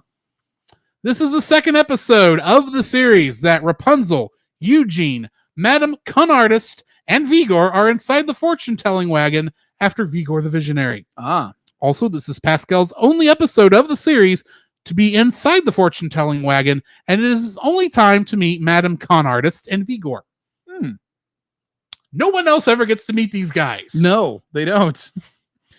Rapunzel granted Eugene a birthday at the beginning of the episode, True. where she gave him a makeshift cupcake and told him not to eat it. Yeah. Because that would kill him. Yeah. Rapunzel and Eugene do not wear their new outfits in this episode. Hmm. The bronze graphic, Adira's Blackrock sword, and the spire make a cameo during this episode. Really? Mm-hmm. Cassandra appears only at the beginning and end of the episode, but doesn't have dialogue like during the episode Max's Enemy. Mm-hmm. And as I said earlier, it is implied that one of Lord Demantius' three pupils, who had ultimately double-crossed him to serve Zantiri, was Mother Gothel herself. Yeah, over 1,000 years ago. Makes sense considering how much she knew about the sun drop. Exactly. And I'd like to say one of the great things about this episode is how, yeah, we've mentioned Mother Gothel and Matthews Mm-hmm. and Painter Girl, whose name I'll never remember after. No, I'm not reading it off of a screen. Right. We mentioned how they are they might be Mm-hmm. these characters, Oh, yeah. but they do a good job of masking Oh, who yeah. these people are Oh, throughout this entire episode. Uh-huh. You kind of know Oh, yeah. because you do, Yeah. but they do a good job of masking and finally giving us some story. Oh, to actually bite into it. It's like, here's what's been going on this whole time. Mm-hmm. And I enjoy this for this Yeah. episode. The fact that, okay, I assumed for some Mhm. reason Vigor the Visionary was a bad guy. Yeah. Okay. I thought somehow he was under the control of Zantiri almost since the first time I saw him. That makes Because sense. the other two episodes that he is in, it always ends with Vigor staring Eugene down Yeah. in a way that is unlike his appearance Mm-hmm. throughout the rest of those episodes. Right. Now, I get the feeling based on some things I was spoiled on earlier this year accidentally, that there might be a different reason for that than I initially thought. Right. But we will get there when we get there. The fact that while I still hate the character of Vigor the Visionary with a passion, the fact that they actually use him here in a good way, where it's like, I kind of do want to see you survive this, and maybe they'll find a way with Rapunzel's magic hair to, free you from this monkey trap dungeon or life you've given yourself to. But I'm also kind of makes sense. Like, no, this is the decision you made to hide yourself, and that's what you're stuck with. But at the same time, it really does. You really do kind of get the feel by the end of this episode that maybe he's not all completely gone. Like, maybe he could come back, Possibly. But I'm still curious about the character of Madame Con Artist. For one thing, we've mentioned that her name is a pun. I've pointed it out many times that her name is literally Madame Con Artist. That name is almost too punny to be real. True. To be her actual name in any way, shape, or form. So I wonder if maybe there's more to her than they've shown so far. I don't know if she shows back up. I don't know if Vigor shows back up. I assume in flashbacks we'll at least get to see more of Demantius, but I don't know this for certain. Possibly. But yeah, this finally is starting to lay story groundwork that I have been wanting since season 1. Because both the first season and the second season did this thing where they had a episode dead center middle of the season that finally did something with what was going on. In the case of the first season, it was Queen for a Day, where it was a 2-part episode where we found out about actually it was the first time we actually heard the name Xantiri or what's his name? Demantius. So that launched story, and then they had a couple episodes peppered out through the rest of season 1, like Painter's Block and a couple others that kind of like pushing us towards, okay, here's some story. And then we got to season 2, and we get a little bit of stuff with the Blackrocks with Adira. And then for the most part, we've been kind of playing around for most of the second season until we got to Rapunzel and the Great Tree, 2-part episode, right at the end, right at at the end of the hiatus. And there's a couple, and once again, there's a couple episodes here as we're nearing the end of the season where we're actually pushing the story forward again. I'm afraid this pattern is going to continue into season 3, where we'll get a couple of episodes at the beginning where there's story that's the part of the main story, and then we'll get about 5 or 6, maybe 7 episodes in a row where we're playing around again. It's just in different circumstances. We'll get another 2-part episode that will bring the story back into focus. We'll have 1 or 2 little, piddling things, and then they'll just throw like the rest of the story in at the very end. Possibly. I'm afraid that's the pattern. And a part of me is like, I understand having character specific filler episodes. I'm fine with that. But you still need to, okay. For instance, Freebird. Okay. Those are just 2 random people out in the forest, isn't it?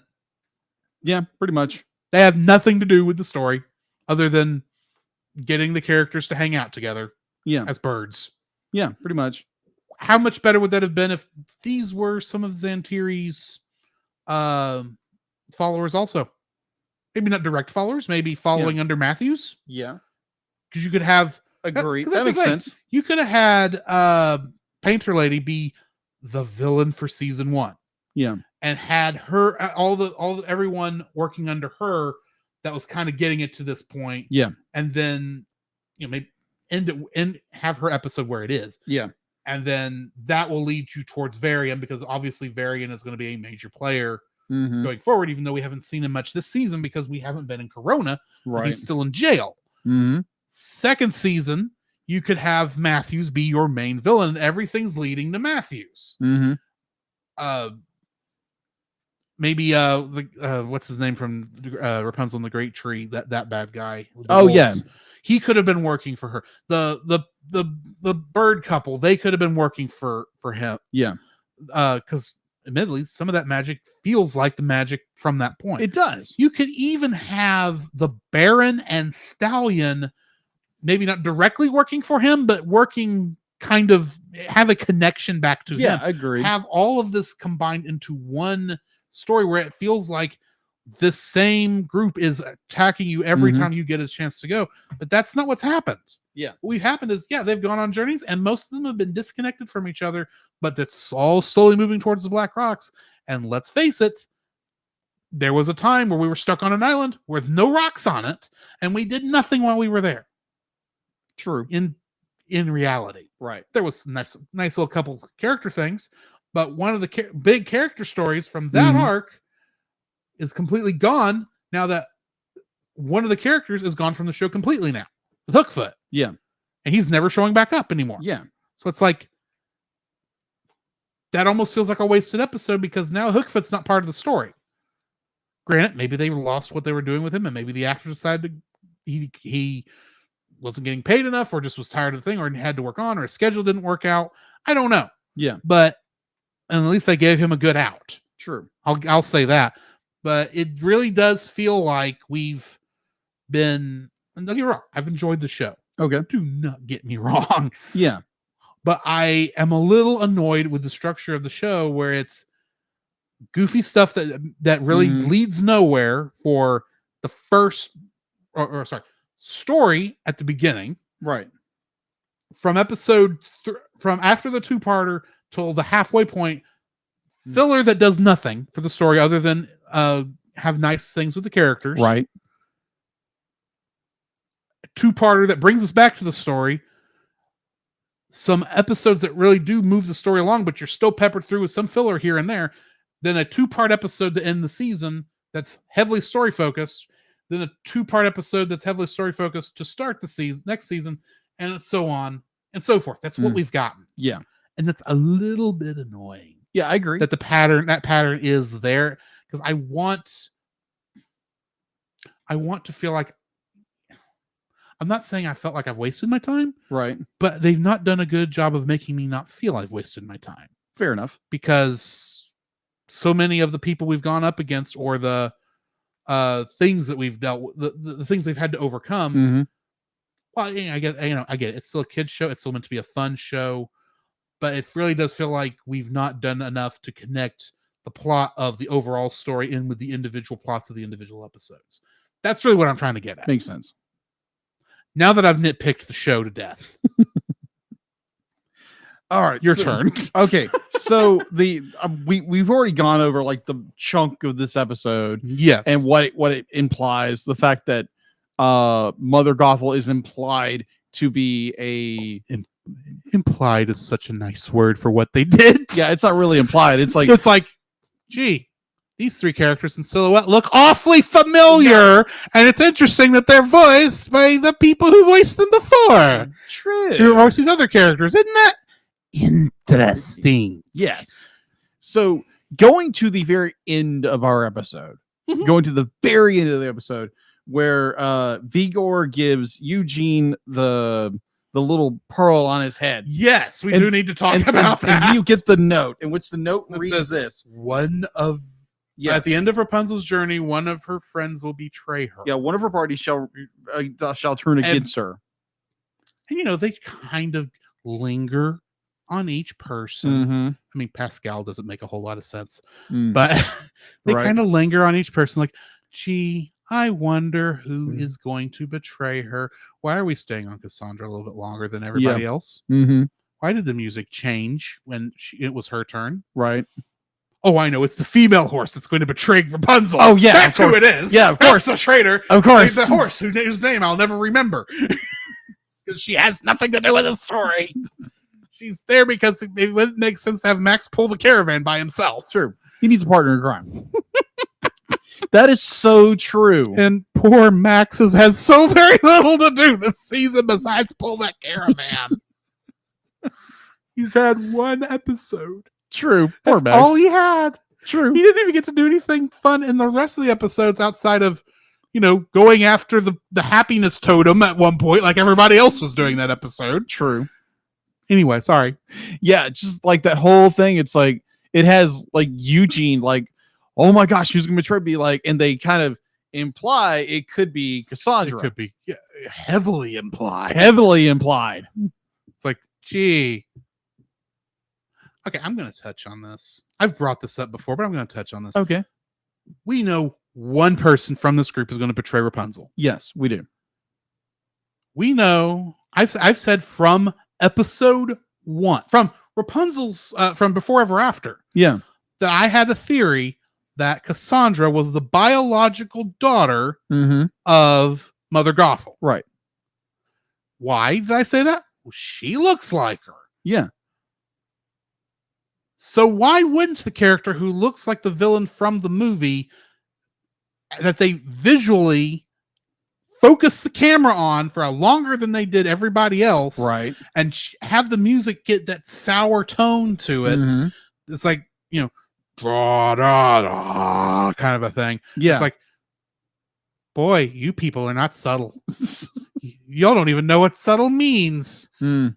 I thought y'all were not being subtle when you showed the silhouettes of these 3 obvious characters we've seen before, Mm-hmm. even though one of them was so old I didn't remember who her name was and had to look up her name and still can't remember it now, even though I've said her name 3 times. I just know her as Painter Lady. And you even hired her back to do the voice. Good job. But I thought that was not subtle. This is even less subtle. It's like, yeah, agreed. boy, you are really hitting it home for the children in the back who still aren't going to understand. It's a That- wink, wink, wink. Wink, wink, nudge, nudge. Let's face it. I already know Cassandra's going to betray Rapunzel. Hmm. This Are this you- episode tells us that. Yeah. They don't tell us how she's going to do that. Right. And let's face it, I have seen pictures of Cassandra from season 3. Right. That's all I'm going to say. Right. It was not something I was going out looking for. Right. But it much happens. like some other trivia that I'm going to have to edit out of the episode, Oh gosh, yes. it hits me, and it's like, why didn't I get you to look trivia up for this instead of me looking for it? Why didn't you? Why didn't I think of that 2 years ago when we started this? But anyway, Anyways. So I think I think that brings us to the end of the episode. I think so. So yeah, next time we are reviewing the 2-part episode. What is the name of this episode? Destinies Collide. Destinies Part Collide. 1 and 2. Yes, we will be reviewing that next week. So join us then as we finish season 2. 2 years after we started this show. We started covering this. Rapunzel's Tangled Adventure. Right. I am looking forward to seeing where this goes because it feels like the show is just now finally getting really good. And I'm just afraid it's about to trip over itself and we'll be back down in the filler episodes again. But anyway, we'll see. We'll get there when we get there. Mhm. So join us next time for that. In the meantime, this has been Drew. This is Jacob. And we'll catch you in the next frame. Okay. We're out. All right. Let's see. I already have the plans, what I'm going to do for the cover art for this episode. I'm going to go ahead and hit stop on the Yes. recording. Yeah.